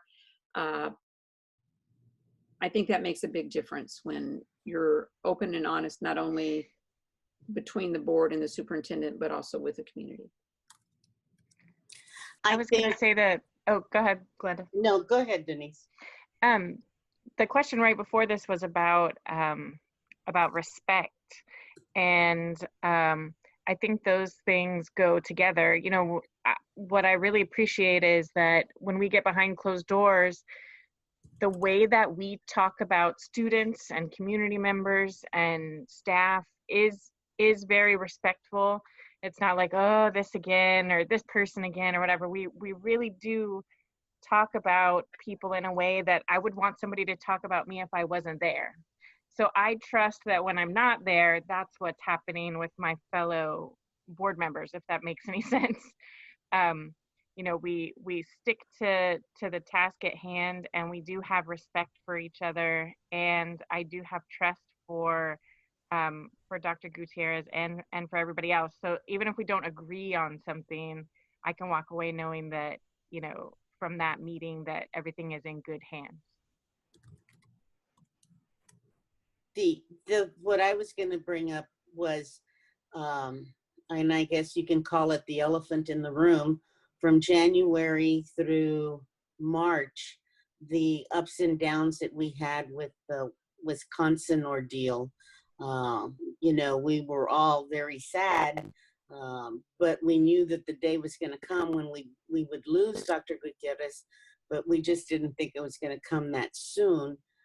And then, you know, there was some ups, there was some downs. It was a great roller coaster ride for a lot of us. But when he announced to us that he had made the decision to decline the offer in Wisconsin, really showed to me his true commitment. It was like, I made a commitment to this community. That, you know, COVID-19 has really changed the norm of what school is like. And so I've got to see this community, especially these kiddos, through this to ensure that they're going to be taken care of. And that really upped the trust. That really showed me the commitment that he has to our district.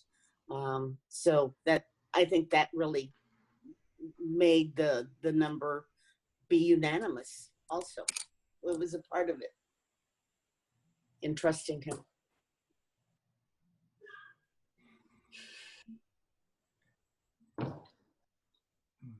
Did that trust happen randomly or was that intentional? It's a softball question. Well, you know, I think a lot of the community wondered why we trusted him. Why would you trust him if he's going to leave? But he explained to us, of course, behind closed doors, and then he turned around and explained it to the community. So whatever naysayers were out there were quieted pretty quickly. I also had the experience of working with another superintendent, and my trust was not all there.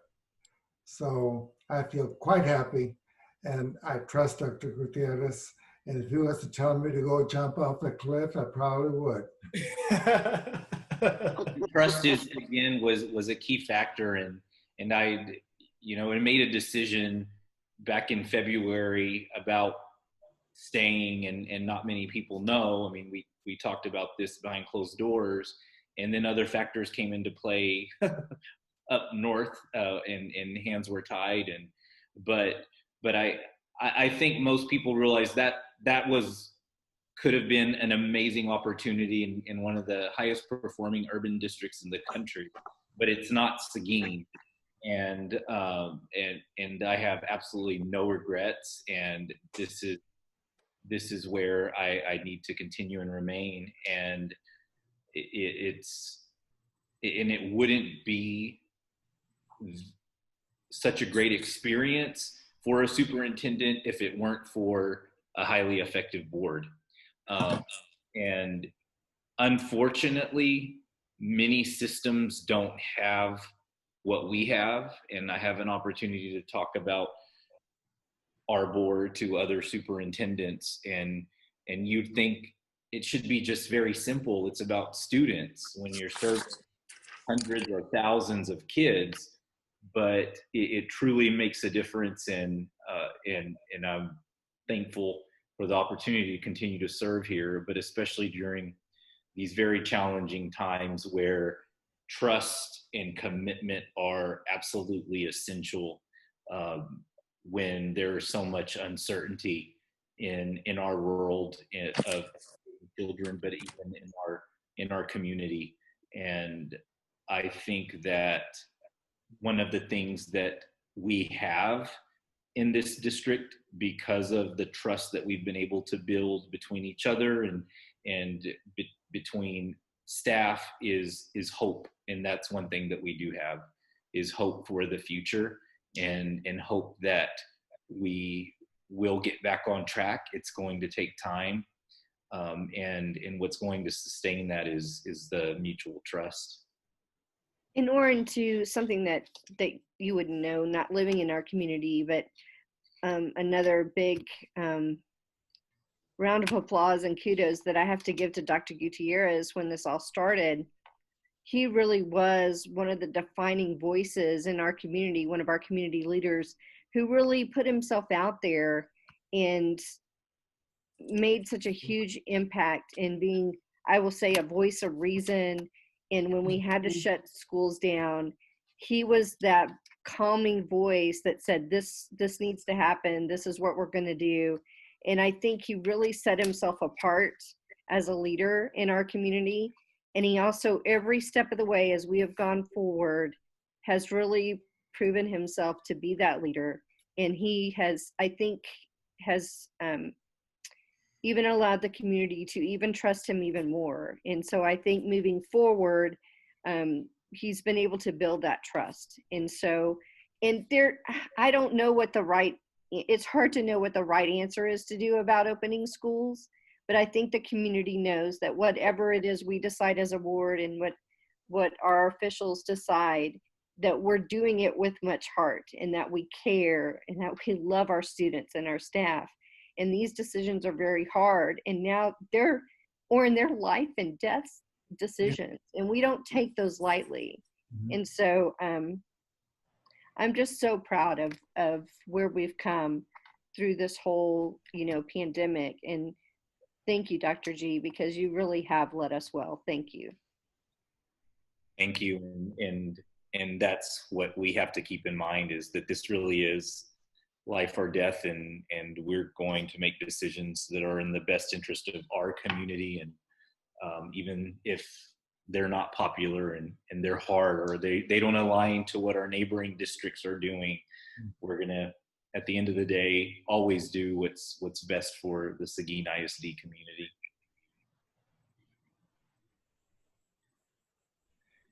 You all are not afraid of being vulnerable. And just being quite candid, you all are not afraid of being vulnerable in a public meeting. And that's a confidence thing. I think you all are so rooted in truth that you don't feel the need to represent yourself in any way other than what you really are. It goes a long way to building trust. You all are having conversations now that terrify other people to have. And I'm not even sure what to think about that. It's impressive, because I just haven't seen it, because you're not a small district, and for smaller districts, I see those districts doing it. I mean, with like 200 kids ADA. But for y'all to have these kind of bold, courageous conversations, it's incredible, because this is a public meeting. This is not an executive session. And I commend you for that. I want to suggest that in your next phase, it's hard to even talk about the fact that at some point, this whole team as it is won't exist. It's a reality. But because you all were aimed at building a great system, not just a great team, you are forced to think about who the team members are 10, 12 years from now. So as we lead into question 22, I want you all to think hard about what it means to prepare an incoming leader. I don't care at what level. If you get a new superintendent 5 years from now, you will help onboard that superintendent. If you get new trustees, you will help onboard that new trustee in some way or another. Your role will be different, but you will play a role on onboarding and orienting any new leader. I hope you all recount this conversation and say, you know what, trust was a huge part of what made our team what it is. When we orient that person, we don't just talk about how to send emails, where to go, what to dress, which doors to enter. Let's talk about the importance of trust as a cultural norm on this team, right? Because I think that will help you go further, faster when you trust each other. When you trust each other, you can learn anything. You will be honest about where you are, and then you will move to improve. And so what I want to do, I want to ask David for a second, if he's ready, to talk about what I think is a very neat dynamic. David has been in this game for a long time. David does candidate webinars. David helps people who want to become a board member understand what they're up against. That's the beginning. That's like square one. But David also leads a board officers academy, and he teaches them amazing things. So David sees the potential board member, and then he sees the seasoned, active, veteran board member. So David, if you will, talk just a bit about that dynamic, that progress. What kind of things go into that person who says, I think I want to be a more board member, all the way up to the point where they're now an officer? Thanks, Oren. In terms of the candidate information, as Oren says, I've been doing this quite a while, and we started doing candidate workshops, back in the early 90s. And before that, we really hadn't done anything at a systematic approach at TASB for candidates other than put out a guide for school board candidates, which we still do. So we actually developed a workshop that districts could run locally, as well as workshops that we actually used to travel around the states. We used to go to all 20 education service centers, and then to some districts that invited us separately. Those have changed and modified over the years. The delivery system that we use now, because technology has advanced so much, are the webinars. And one of the things that we've tried to do, and I know that you all do your own candidate workshops, which is a really great thing, because I think localizing it is really essential. But one of the things that we try to do with our candidate workshops, as well as the other candidate information, is to not just think about the people who are committed to to running or already have signed the dotted line, but also potential information for community members, whether they want to be a candidate or not, whether they're thinking about being a candidate or strongly considering being a candidate. We want to give them information at whatever level of interest they have. And one of the things that has always made me happy is when we had people come in, and this was particularly known when we used to do them live, because people would come up to me after the workshops, but it was not uncommon for about 10% of the people at those to come up and say something like, I was really glad I was here. I learned a lot about what the board did, and I'm choosing not to run because I prefer to, and they would, usually would insert, band booster or, football booster or whatever. They said, they said, I was glad for the clarity because now I understand. Or conversely, they would say, I'm really glad I'm here. Now I understand what the board's role is. I want to learn what I can to be a better board member. So that's one of the things that we try to do with our candidate information, which we'll be doing one. I had the date up here. Just a second. It is scheduled for the, well, it's not up there right now. I think it's the first Tuesday in August. I think it's the August the 6th. It's on our events calendar. We will probably be scheduling another one, because when we scheduled the August date, we only did one for the November election cycle, because the November election cycle usually is a lot fewer districts. Well, this year, everything is different in 2020. So the majority of the districts are going to be holding November elections, since almost everybody that had May elections pushed it back to November. Just a handful didn't. So we'll be doing more than just the one in August. We'll probably be doing at least one more in September and maybe two more in September. And we do have a lot of resources for candidates on our website too. Fast forward to the workshop that Oren was alluding to for board officers. So I have worked on and run the what's now called the Board Officers Academy for probably over 20 years. We switched it to the Board Officers Academy about 6 years ago.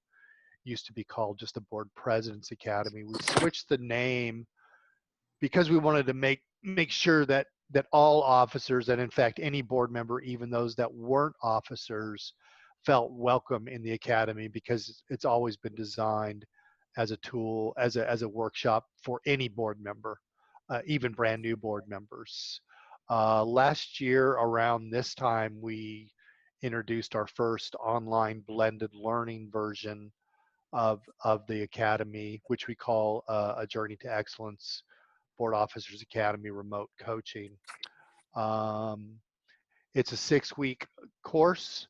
It's a blended learning approach. We have 6 weeks of content that are in our online learning center, which means it's asynchronous, meaning that folks can watch it, listen to it, any time that worked for them, 24/7.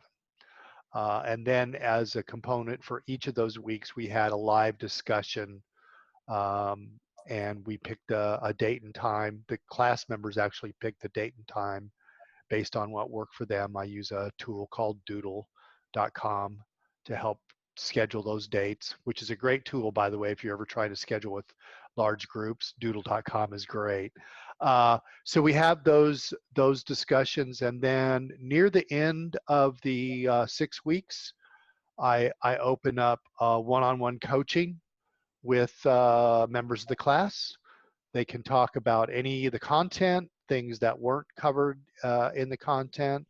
I, you know, I've talked to, you know, people about all kinds of stuff as it relates to board service, everything from the specific content in the course. A lot of questions about Robert's Rules of Order, because I'm known as the meetings geek at TASB. So a lot of that, a lot of stuff about dealing with different personality styles, a lot of stuff about, you know, setting goals and, you know, monitor, you know, being more effective, and then some various and sundry other things. But you all on your board have a member of the last class that we did, so I'll let her give her viewpoint. Those were some fun. That session, that 6-week session, was quite full of lots of good information, especially when it came to the Robert's Rules of Order. That was quite interesting, because you think you know it and you really don't. So it was very informative. I sat in along with I think there was 5 more of us that were there in the virtual setting. It was something to look forward to, and even though we had a tad bit of homework, it was not anything that was overbearing, but it gave good insight as to how to handle yourself as a board member under different situations. I truly enjoyed it, and I would do it over again as a refresher course without a blink, you know, without hesitation. It was good. I highly encourage the rest of you, if you have that time to give, to take the course. Thank you. It was designed as a very strong amount of content for folks, because one of the things that we wanted to do with the course was for people that couldn't come to when we did traditionally a lion's share of our officer training, which were at our summer conferences. We wanted to offer an opportunity for folks that couldn't be there, or folks that had been there that wanted to go a little bit further. So it is a commitment. It's not for everybody. It's not one of those you take 1 hour of course and you're done with it. It really wanted to build not just a strong foundation, but put some structure to help folks. Our Officers Academy is the design around it. The primary audience are new officers, but I've had many experienced officers, as well as some new, relatively new members join the academy and get a lot of value from it. So Can I interject one more thing, absolutely. David? You got to share with the other people that were in this Journey to Excellence class. You got to share things about your board and find out how other boards also operate. And I'm being a little prejudiced, I know, David, but I thought our board was the board that got along probably the best of all the boards that were there. There were some boards that were holding meetings till 1 or 2 in the morning, had trouble, you know, coming to consensus and things like that. So you also get to see the other side of other boards that are around the area. Any questions about any of that stuff, y'all, or any of the content around that? No, I'd encourage people to take it. I might even take it. You know, when I first came on the board, I think I went to one of your board officer academies. I think I'd only been on the board for 2 months.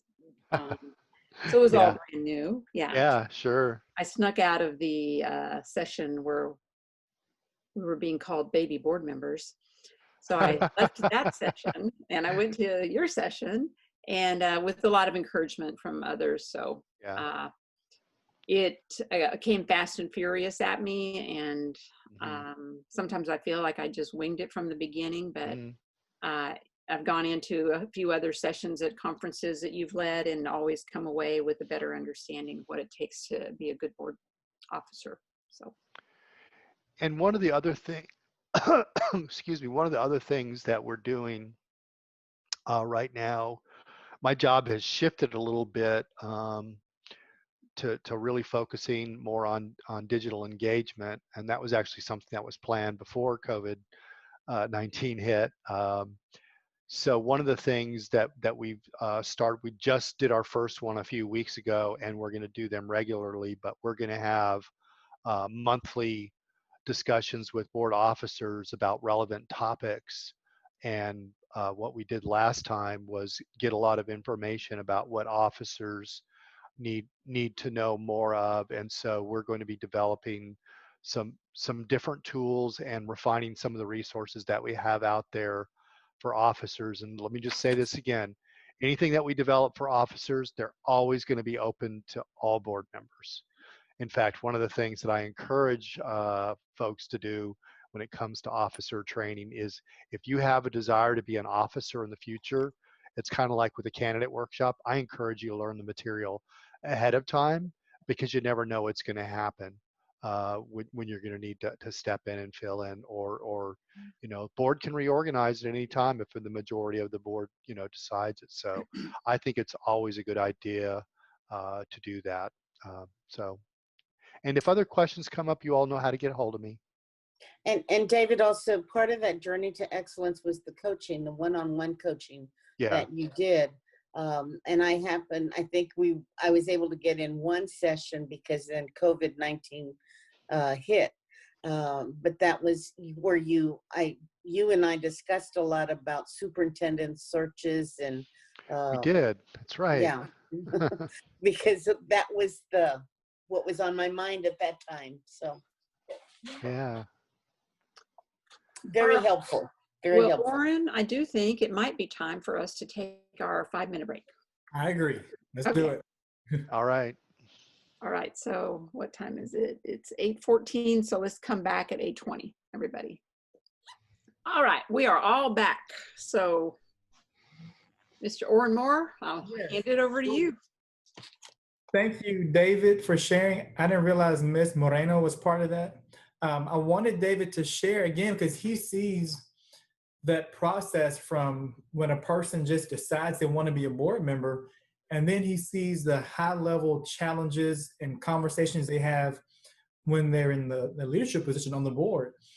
The question that, or I guess the thing that I want us to ponder for a minute is what happens between that time, right? Our trustees, maybe they come in and they're learning about the processes and procedures, but we know to really be effective on the board, it's the kind of things David mentioned. It's managing personalities, it's making sure the meeting has order, it's making sure that we function as a team, not just know the rules and the boundaries, but we have cohesively developed this culture and this team. What do you all think about when you contemplate the idea of what it means to truly prepare a board member to do this work? And we're going to talk for a second beyond just the black and white, the logistics. There we go. That's the word. Talk beyond the logistics. And I want to challenge you to come up with one word or phrase that you think is critical for that new person to learn, or an idea that that person needs to embrace, a concept or a conviction or a value that person needs to have. Any way you want to phrase it, but I want you to think about that step. Again, like David mentioned, from the beginnings to now we're talking about higher order, higher level stuff. What would you want to put in that person's bank? I would tell them students come first. Students come first. All students succeed. Everyone succeeds. No one's going to get left behind, Mr. Jenkins? That's right. Yeah, I just kind of want to word it differently. I know when we first came on board, I got a call from Cindy, and she told me that Ben and Malor would be willing to mentor. So mentorship I think would be a good way to kind of like be a shadow Love with it. the seasoned board members.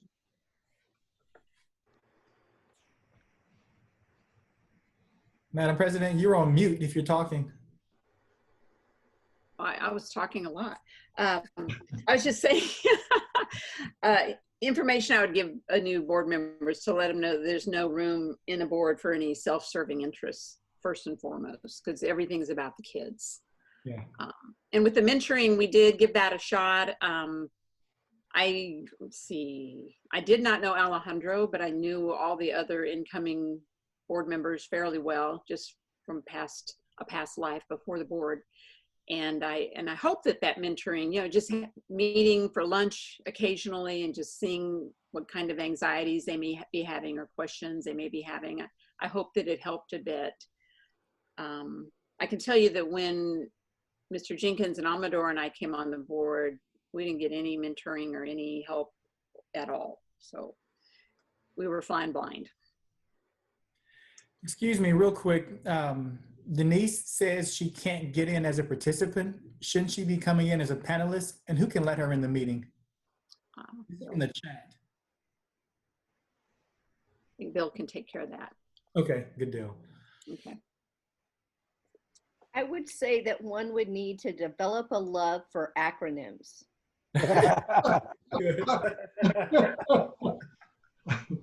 That's what we should do, is give everybody a cheat sheet of acronyms, and it would be on front and back and 9-point, point size. I say develop that app, so all you have to do is put in the acronyms and it pops up and it tells you exactly. You don't have to interrupt a meeting and ask what it is. It just pops up it tells you what it is and what it does. We do have a cheat sheet, but it is huge. It's huge, yes. Anyway, in all seriousness, I mean, a sense of humor works, but I would say the one word would be selflessness. Mm-hmm. But the acronym thing is serious too. Yeah, you guys at TASB need to pass that on. Because it falls into professional development. You got to learn, right? Learning is required. We have quite a few acronym lists out there. But the app thing, I hear you. I hear you. I've been pushing for a governance app for several years. I'm going to keep pushing. The two things that I think are for me top of the list for candidates are clear understanding of roles and responsibilities. That's really important. And then the other is some of what I call the personal issues, the things that aren't in policy, that aren't in law, that you're going to have to deal with, because those are the things that affect your life. Things like people stopping you, whether you're out to eat. Does anybody remember going out to eat, or at the grocery store, or wherever, or at the ball game, or whatever, that kind of stuff, the phone calls, and now, post on social media, just those kind of things that are not in law, that don't talk about it in policy, but that change how your life is going to be changed, other than going to a board meeting, once or twice a month, preparing. I think those are two things that are really essential in candidate workshops. When I was running for school board, I had a very wise person tell me, don't let anyone ever compromise your principles and your values. And I've held tight to that, and I've never had anybody that has wanted to cross that line. Thank God. Yeah, I was told the same thing. He said, you may get voted out, but at least you stick with your principles. Right. Mm-hmm. I think ethics are a huge thing too, and I feel like we have a board that exudes that, like, don't even come near me with something that's not ethical. I think you're right. Yeah. What sets us apart? I don't know about the rest of you, but one thing I've noticed is at least for me, once you become a board member, your relationships with people change in the community. People who you thought were your friends, all of a sudden they're not your friends, or even close friends treat you a little bit differently. And and teachers seem to be afraid of you, which that breaks my heart because they're my favorite people. So I don't think people really realize how your relationships change once you become a board member. Or people that never gave you the time of day Oh yeah, that too. want to be your best friends. Yeah, or new friends on Facebook. Yes. Or suddenly you were the best student in your teacher's class when you took them. That one hasn't happened to me yet. Hey, what can I say? Maybe it was really true. You just didn't realize it, man. It took a few years. Yeah. And all those people that voted for you, even though their names aren't on the election rolls. Yeah, we actually can see who voted, you know, I know. who they voted for. Do y'all remember when I showed you a growing list of motivations that compelled people to run for the board? And then I showed you some funny ones. I think yours just reminded me of that attorney who said he looked at his life and realized he had way too many friends. So he ran for the board and made some new enemies and lost some good friends and restored the balance to his life. But the reason I'm asking you these things, because now I'm going to ask you a question like Mr. Amador asked. Would those things change if your own child, spouse, sibling, best friend were running for the board? Or would they be the same? Would you give them only the logistics, or would you dig deep and say things like, you know what? You're going to be a part of a team. You better work like crazy to build trust and transparency. You better recognize that you're going to make decisions that are unpopular. Would your answers change with that regard? No. Good. At some point, I would imagine you share the things that made you the team that you are now, the challenges you faced. Because again, man, I've heard superintendents say, give me a teacher who loves kids, I can teach them pedagogy. So whatever the equivalent of pedagogy is for boardsmanship, maybe it's Kay's baby boardsmanship class, baby board members class, where they learn statute and rules. Or maybe we dig deep into the concepts that David teaches in Board Officer Academy, where we're managing relationships, we're dealing with, you know, tough discussions, and we're thinking about personal development. But the reason, again, this is all relevant is because, and I took it away because I want you to see each other's faces for the rest of the meeting. We're thinking about that question 22 when it says,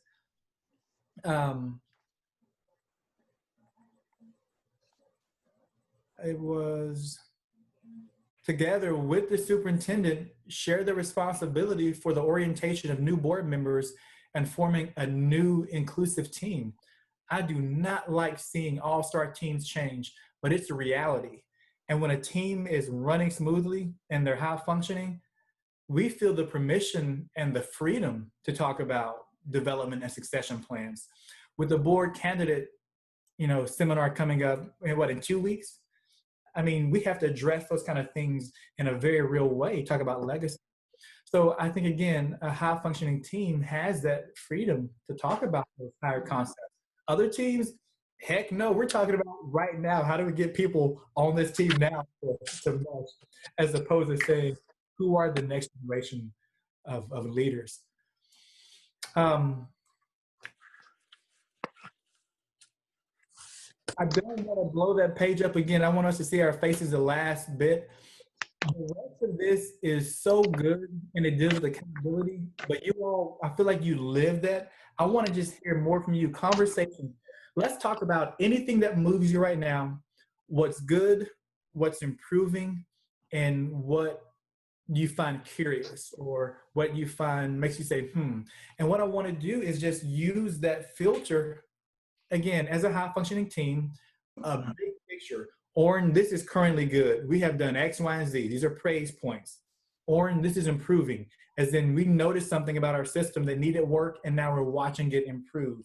What's curious is, this is something we've identified as needing to keep our eyes on, and we need to dig down to better understand it. Again, high-level views. And if you want to get a little bit deep at times, that's fine. But again, an exceptional board keeps that big filter. And of course, lets Dr. Gutierrez worry about those other things that aren't straying through that filter. So without further ado, just pick one that speaks to you is from your perspective as a leader and share a bit about it.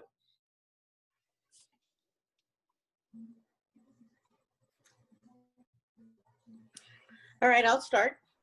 I get excited at the fact that we're now taking our instruction and making it go to the highest level that we possibly can to challenge our kids. Makes no difference what grade they're in, whether it's pre-K through high school.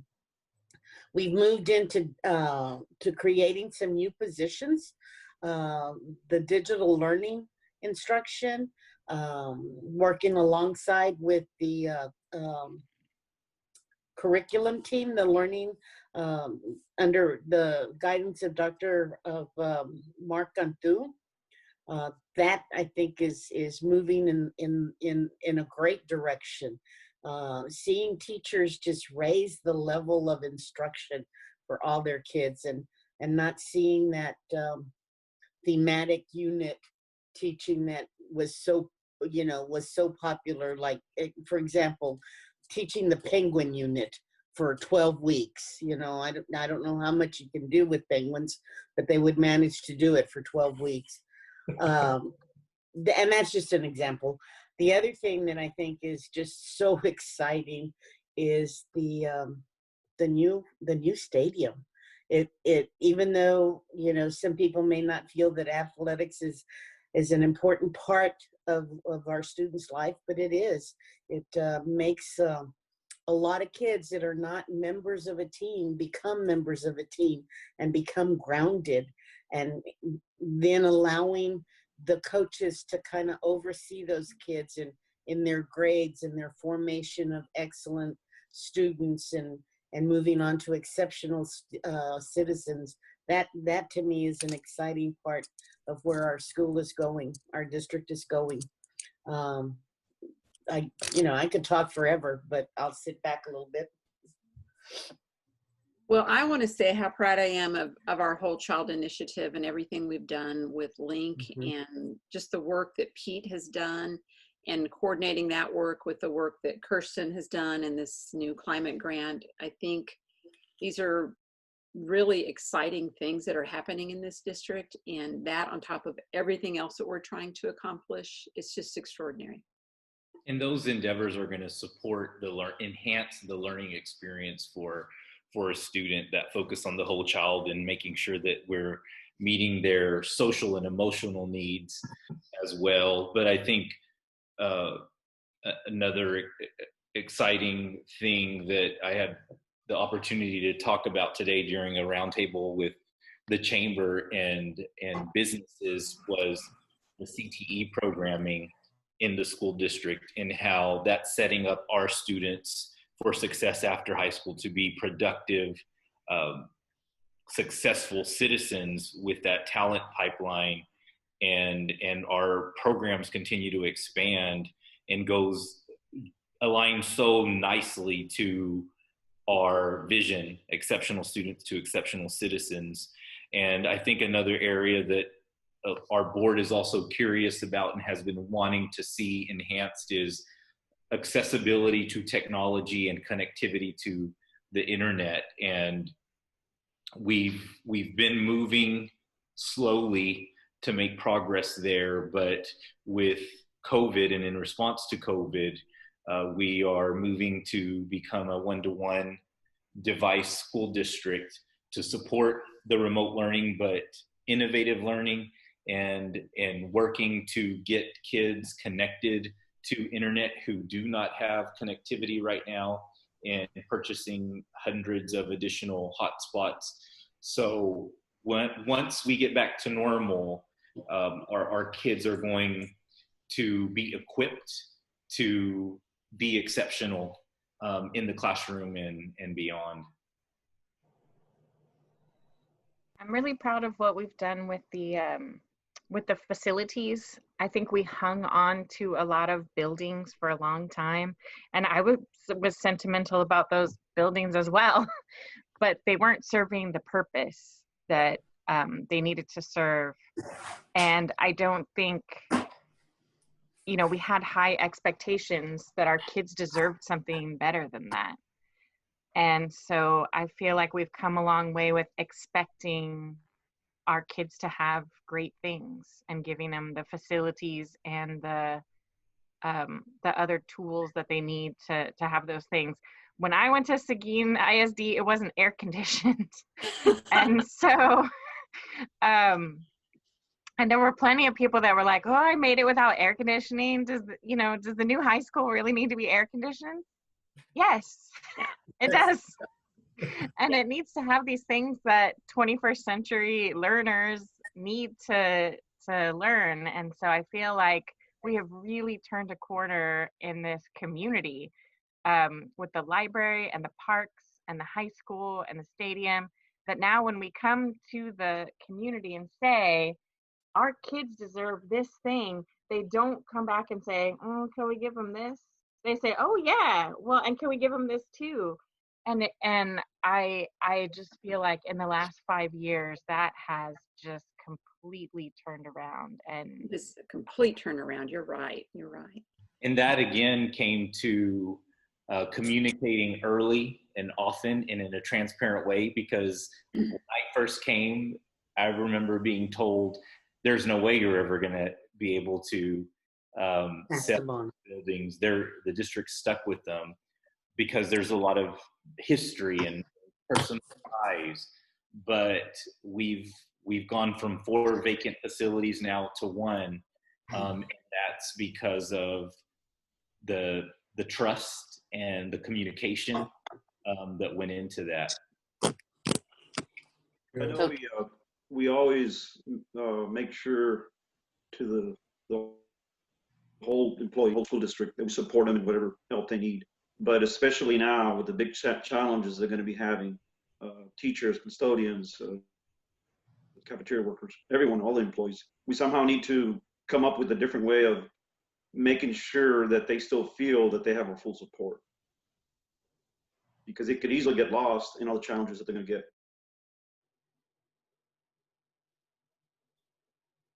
That's all. I'm also excited about our CTE program and the opportunities that students have, especially now. There may be folks deciding not to send their students back to school, back to a traditional classroom, but just knowing the opportunities that they have in the Seguin ISD. Just on Facebook alone this week, if you're looking at some things that were posted from our site, you saw a student that is able to do an internship with the Kaler Company this summer. Her name, Lisa Alanis, is that correct? Yes. And I had an opportunity to meet her during the school year this past semester. As part of her class, they built, for the CNA program, they built a desk for that program. And I was so impressed with her as a female to be in that class with a bunch of male students. And I was like, you go girl. I was so excited for her and got to talk with her a little bit. And then to find out that she wanted to go into construction trades and architecture. And then I see that she's doing this, and then she's going to go on and go to college in Waco in the fall. And I just thought that's so exciting that she had that opportunity at Seguin High School to study what she really loves. And in the program that she was helping out this week, I noticed that 2 students, they were able to get their CNA license upon graduation. And it's just those 2 opportunities that just happened within a week of each other this summer, that there's so much opportunity for our students. And then how many students graduated this year with degrees like that? And I know another student is going to UT this next semester and will be going in as a sophomore, almost a junior. It's incredible. It is, and those are just the ones that we've heard about because they've gotten a lot of publicity. But these are things that happen every day, And what makes me proud now that I've been here 3 years is seeing students graduate with their bachelor's in 2 years because of everything they were able to attain while they were here. And it just makes me proud when you see a student graduating from Texas State or UTSA and they graduated Seguin in 2018. It's just, That's crazy, yeah. they just have a head start. And there are certainly a lot of great opportunities for kids, especially for a district our size. And that gives them the opportunity to move on to get their master's and still be, you know, within range. So that's And many good. of those are first generation college students to begin with. And save a whole lot of money. That's the yes. Graduate and be ahead financially. Quick question. Are y'all headed for some CCMR bonuses? Have you kept track with the numbers and know what your threshold was from, I guess 16, 17 was when they calculated that cut. Are y'all headed for some bonuses? Do you know? No, I can't answer that right now. Okay. Maybe it'd be 1.4 million in the bonus.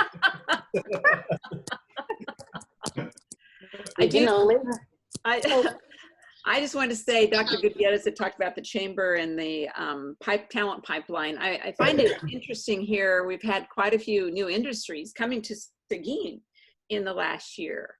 And I'm wondering if that's a reflection of trust in the school district. So. I believe that it is when I think about the conversation I had a few years ago and the concerns with interest in this in investing in Seguin, right. and the conversations are very different today. Mm-hmm. I believe all these things that we have been discussing, all wonderful things, I think they're based on our teachers. And I would like to see we can hold on to them.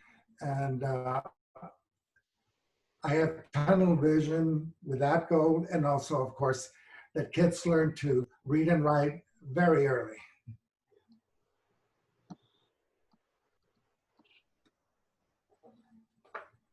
Well, Mr. Amador, you reminded me of something else too. I wanted to pay you all this compliment. There have been 2 districts I've had a chance to work with in 5 years that I felt like positioned themselves way ahead of the curve. And you all were one of those. If you look at the small details about when all the rules came out and were written for House Bill 3 and the 5-year goals, I don't know if you noticed it, but you were ahead of that. You already had the 5-year reading goals before it was a mandate for everyone to do. And the other example was when House Bill 5 came out years ago, this district, they were already doing something similar to endorsements. It was just pretty neat. If you look at the details and requirements of House Bill 5, this district years ago had been doing that because the board and superintendent sat down and just collaborated and said, what do we want? The same way you all did. And so Mr. Amador said this tunnel vision. I want kids to learn to read and write early. You all wanted your kids to read early because you knew that was the best way to combat achievement gaps. And so you said, we're going to have kids reading on grade level, and we're going to set 5-year targets. I thought that was so neat that you're ahead of the curve, right? You're dreaming and thinking you're ahead of the curve. Lo and behold, House Bill 3 comes out and says, you now have to have early childhood and math, literacy and numeracy goals for 5 years. And you all were like, we already got half that already going because that was what we wanted. I thought that was neat. Twice now I've seen that happen, where you're ahead of the curve in terms of what TA is doing and things like that. So again, I found that just remarkable. All right, what else? What's improving? What's good? What makes you scratch your head? Carl, you're really quiet. Yeah, I just don't know if this is, it's important to me. I don't know if it's important to everybody else, but I really think our child nutrition department, with what they've recently done for the meal situation amongst all the schools, is, to me, I thought 3 years ago we should be doing that. And now that's came to fruition. And that, to, take care of a hungry child, maybe their only meal that day, And, for a single parent to not have to worry about getting money together to get to school for that kid, and, that can be money for on the table at home, and, it helps that child at home. And, it was just such a big deal for me, and I hadn't said anything about it, but just really, really touched me that we did that, and I'm so glad we did. But onto the stadium thing too is, it's a matter of pride for the whole school to have a new stadium facilities, even if the child's not in athletics, or if they just go watch a football game, they can say, hey, we got a really nice facility, and it gives them pride in their school, in their classroom, and it transmit throughout the school system. So I'm really proud of that also.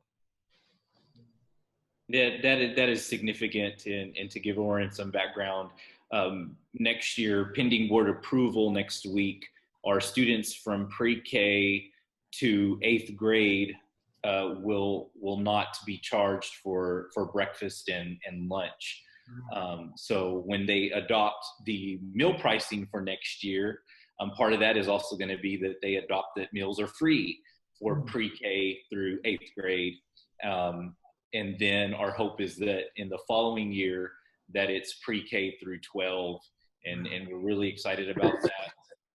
It's been something that we've wanted to have for a number of years, and it's finally coming to fruition, and our kids are going to win. And even those kids, as Mr. Jenkins said, that pay for meals and they may not qualify for reduce, that's additional dollars that can be utilized to pay bills or to buy clothes, shoes. So that's a big win, and something that our entire community is really proud of, not just our parents, but community members who care deeply about the welfare of our children.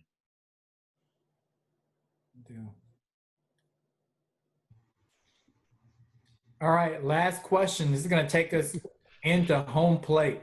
And I don't know what the answer is. I don't even know what to think about it. But you all made some commitments. You put some solid things on paper. It broke my heart that you didn't get to see the end result of your efforts with the reporting and the testing. But nonetheless, you made some goals, some solid goals. What parts are still relevant? How will you proceed forward? What will you use as your guidepost?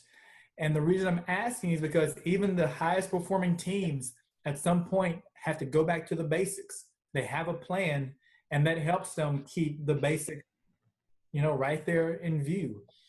But if the plan is not as, for lack of better words, not as relevant, how are you going to be sure that you are practicing the basics? That you don't go off the best things simply because the game plan has changed. In other words, we had 3 solid goals.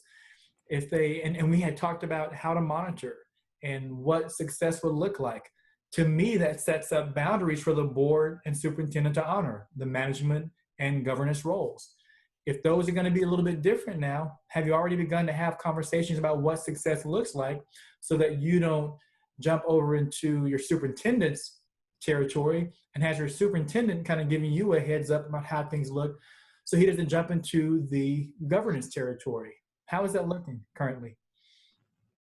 I think as far as the specific goals that we have set forth, we continue to monitor progress as it relates to literacy, and we look at PLCs and rigor in a different way in a virtual world. And one of the things that I've not had the opportunity to share or spend time on is sharing how PLCs operated the last couple of months of school. And I'm really proud of how our teachers came together, especially at elementaries and the middle schools across campuses, to meet on a weekly basis, not just with their school 3rd grade team, but the entire district. And I mean, just some deep conversations. I think that it has brought an even stronger sense of community to our school district. So we can continue to monitor. It's just going to look different for the next several months, hopefully just months. And the progress is probably going to be slower when it comes to specifically literacy, because many of our kids will not have access to their teacher directly. But those are still highly relevant goals that we can continue to look at.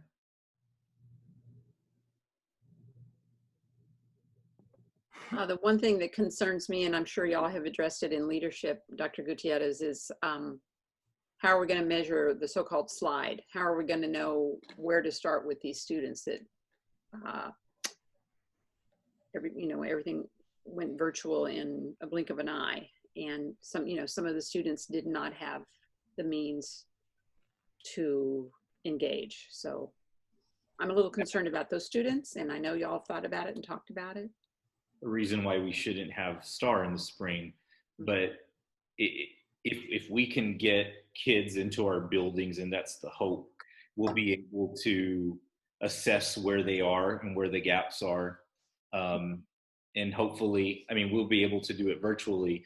The biggest challenge is going to be if we start the school year in a 100% virtual environment. Yeah. That's going to be the challenge. It's my hope that we can start with at least a percentage, 50%, 25% of our students, and really try aggressively to get the students in our buildings who are the most at risk, so that they have that face-to-face interaction with teachers. But one of the first things that we have to do is assess where our kids are as soon as school starts. Mm-hmm. I know we're all concerned about our middle schools. It's one thing we have to bring up. We still have a lot of work to do in that area. And so I'm hoping that there's a way that we'll be able to tell that there's growth in that area this next year. And that's going to be very similar to elementary, checking progress as when school starts, and they were making progress last year. And what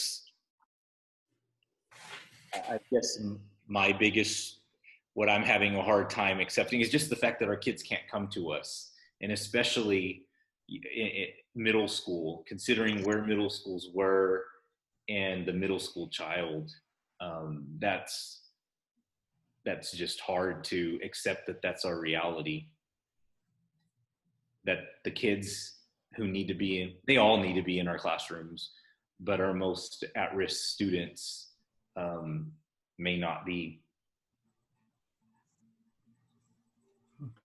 Denise, I'm curious, how have your children reacted to this new virtual learning? Mine both did fine with it, but they were already literate, and they had, they could already get on, those tools.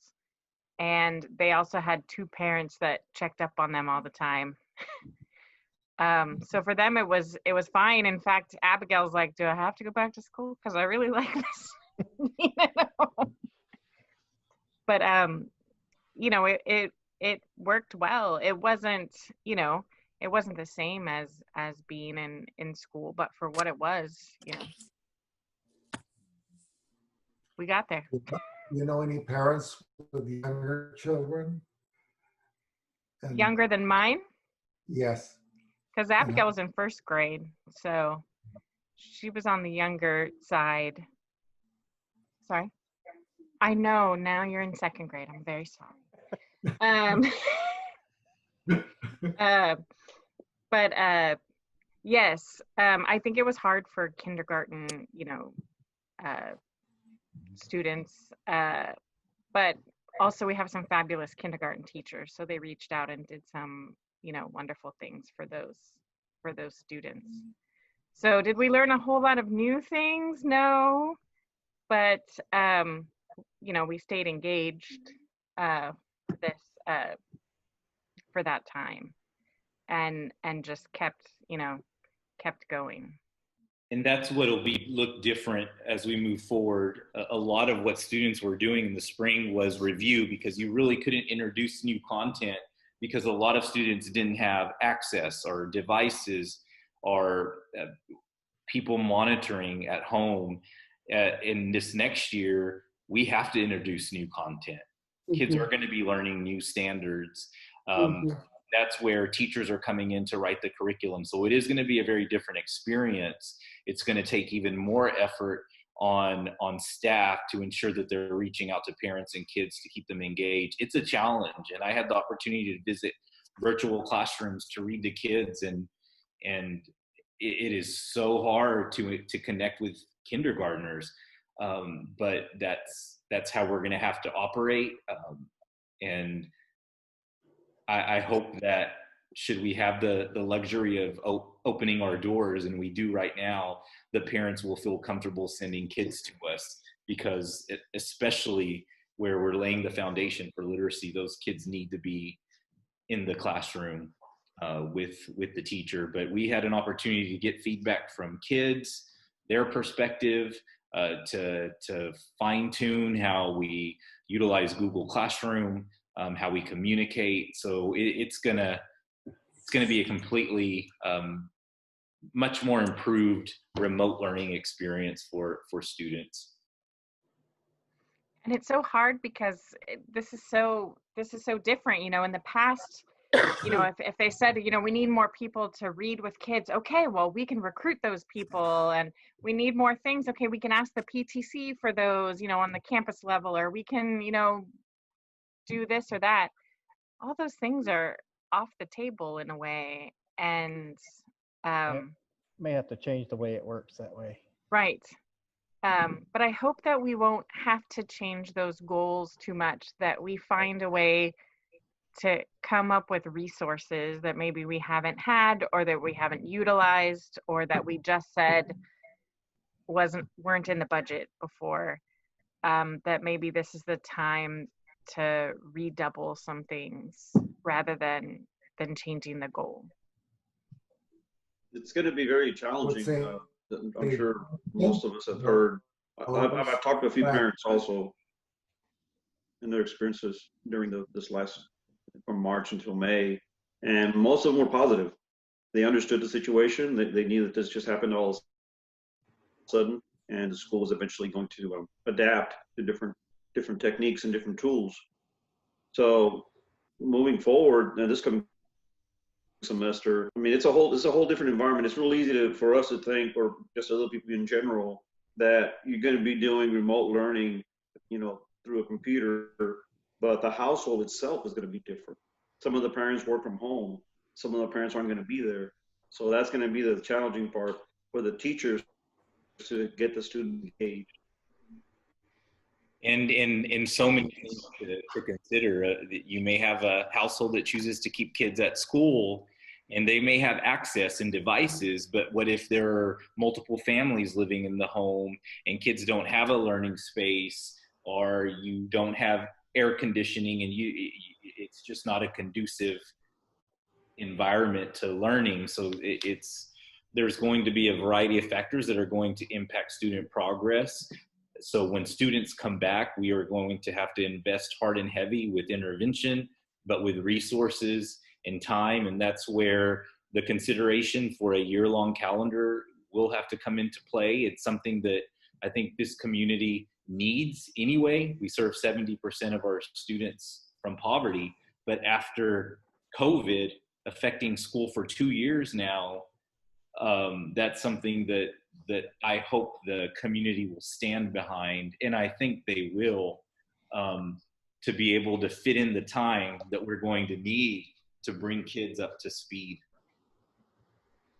And throw into that mix all the special ed situation that they have made no exceptions for. They still, all the IEPs still have to be met, and you know, whether it be for their speech or for their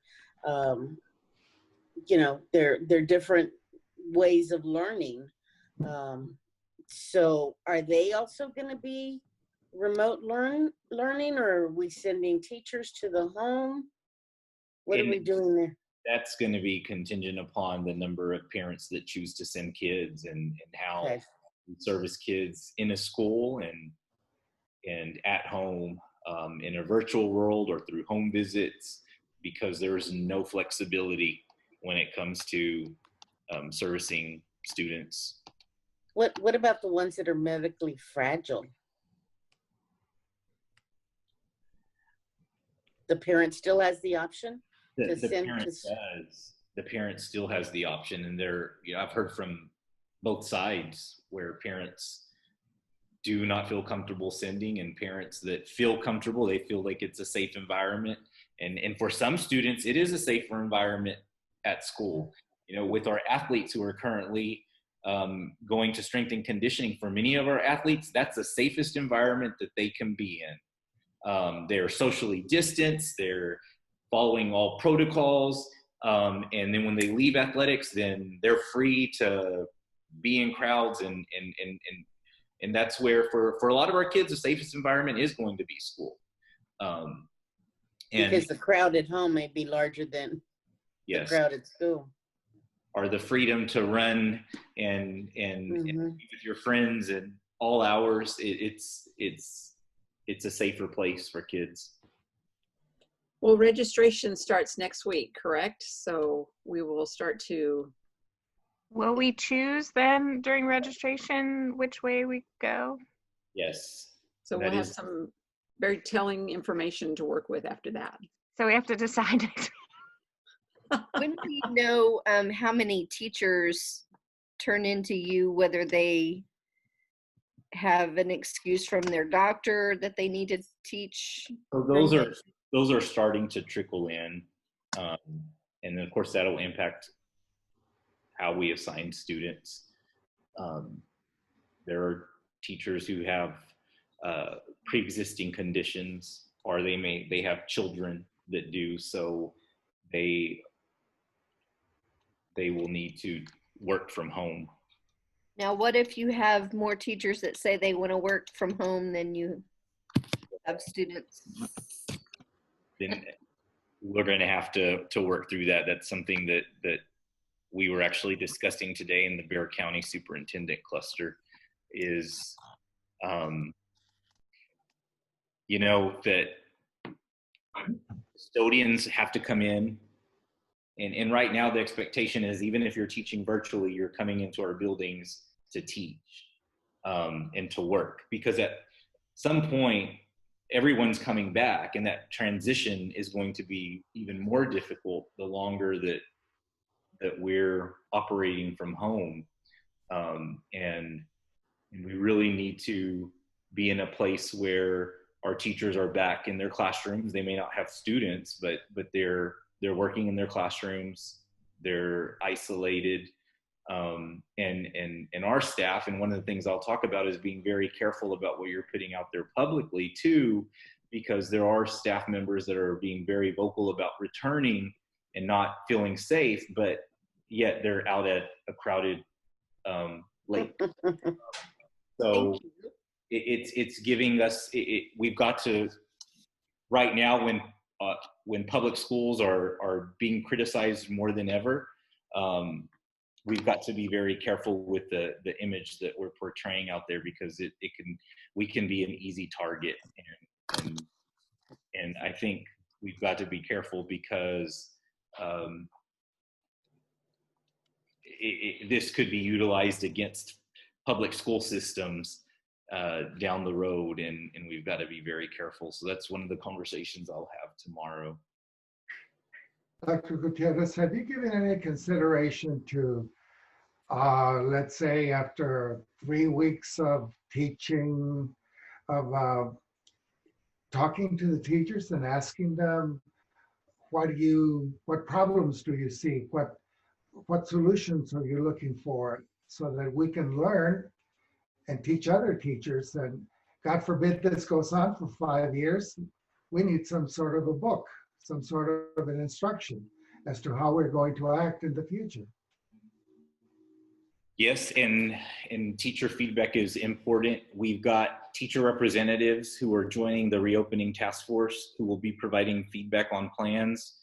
we've also got the opportunity for teachers who are going to be writing curriculum to provide feedback on how virtual learning worked or didn't over the next several weeks, and then certainly building in additional opportunities as we progress through the school year. It's going to be really critical to have them helping us make decisions, because we can't make decisions for them. They are the ones doing the work. They're in the trenches. They've got to have a seat at the table.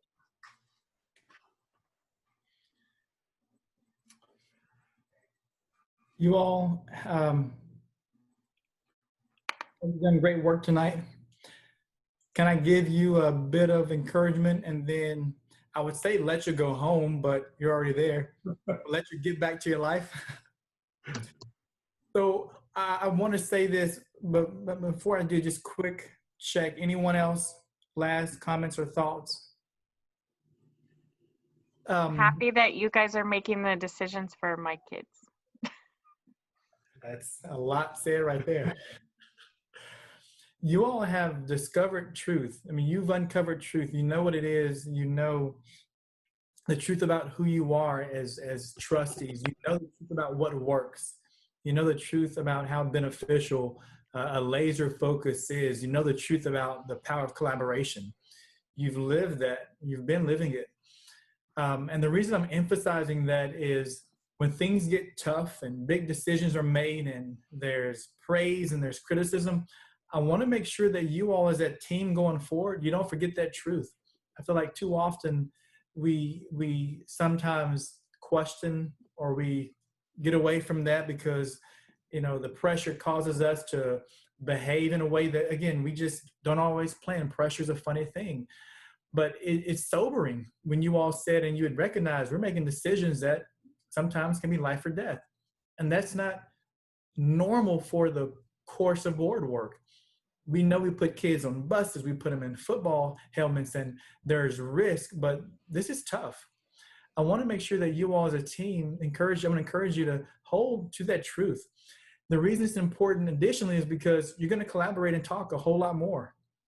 And as you collaborate and talk, the truth of respecting boundaries is going to be important. You all are going to be hyper vigilant in terms of safety and eager to look at solutions and make sure safety is being practiced all around the district.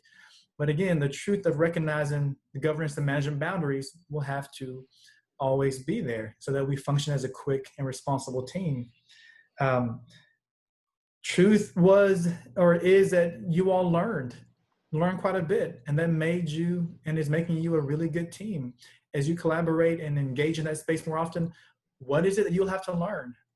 That's going to be important. Don't forget those basic things that really got you here and the drive that you have and the passion. I think a lot of districts are going to struggle with not having come to the same level of truth in terms of transparency and trust and learning that you all have had. So it's a privilege to be where you are at this team. It stinks that the goals got disrupted. It really does. But I think all of this prepared you to be where you are now. And to me, that's worth it. I hope you feel it's worth it. I know sitting from this side, learning from you, it has been worth it. So keep that in mind as you collaborate and as you engage in some space. It'll be tempting to ask certain questions and then get down to certain solutions. But at the same time, you as a board will have to move quickly by recognizing your boundaries. And Dr. Gutierrez will, again, have to respect your boundaries as well so that you remember where where you come from, where you're going, and who you represent. So that being said, man, thank you again. I hope this time was well spent. I hope we can connect again in the near future. How many of you will be on the candidate presentation in a couple of weeks? Have y'all talked about that yet? That's open for all of us to be there? Maybe I spoke too soon. I don't know what the format will be. I do know that I'm going to tell your story in addition to giving just the basics. And so I don't know. I'll leave it to Dr. Gutierrez and Nancy, Ms. Ramirez, to decide how that looks. And Madam President, your board president. But I'm going to tell your story. And if people are there and they see you, I don't know if they can ask you questions or not. I don't know how that looks. But I'm going to talk about some of the things we talked about today and how commitment to that truth and to, you know, the hard work that you've done is making the difference now, whether things are sunshine or rain. So Can you let us know when the article is going to come out? I will email Roger. I know we're waiting for some pictures and we wanted to run it, I think, August and September. It's going to be 2 editions. The last I heard, they're going to break the story up to 2 parts. Suspense. Wow. It's great, right? So that was the latest word. I can email him and find out for sure. But okay, you will be the first to know. All right, thanks. For sure. And I'll send information on the candidate workshop. Good deal. All right, Madam President, it's back in your hands. You can do what you will with the meeting. All right. There are no further comments from anyone? Do I hear a motion to adjourn? So moved. Okay, thank you, Ms. Moreno. Mr. Amador, I saw you, so I'm going to give you the second. So everybody in favor, raise your right hand. We're going to adjourn this meeting at 9:14 p.m.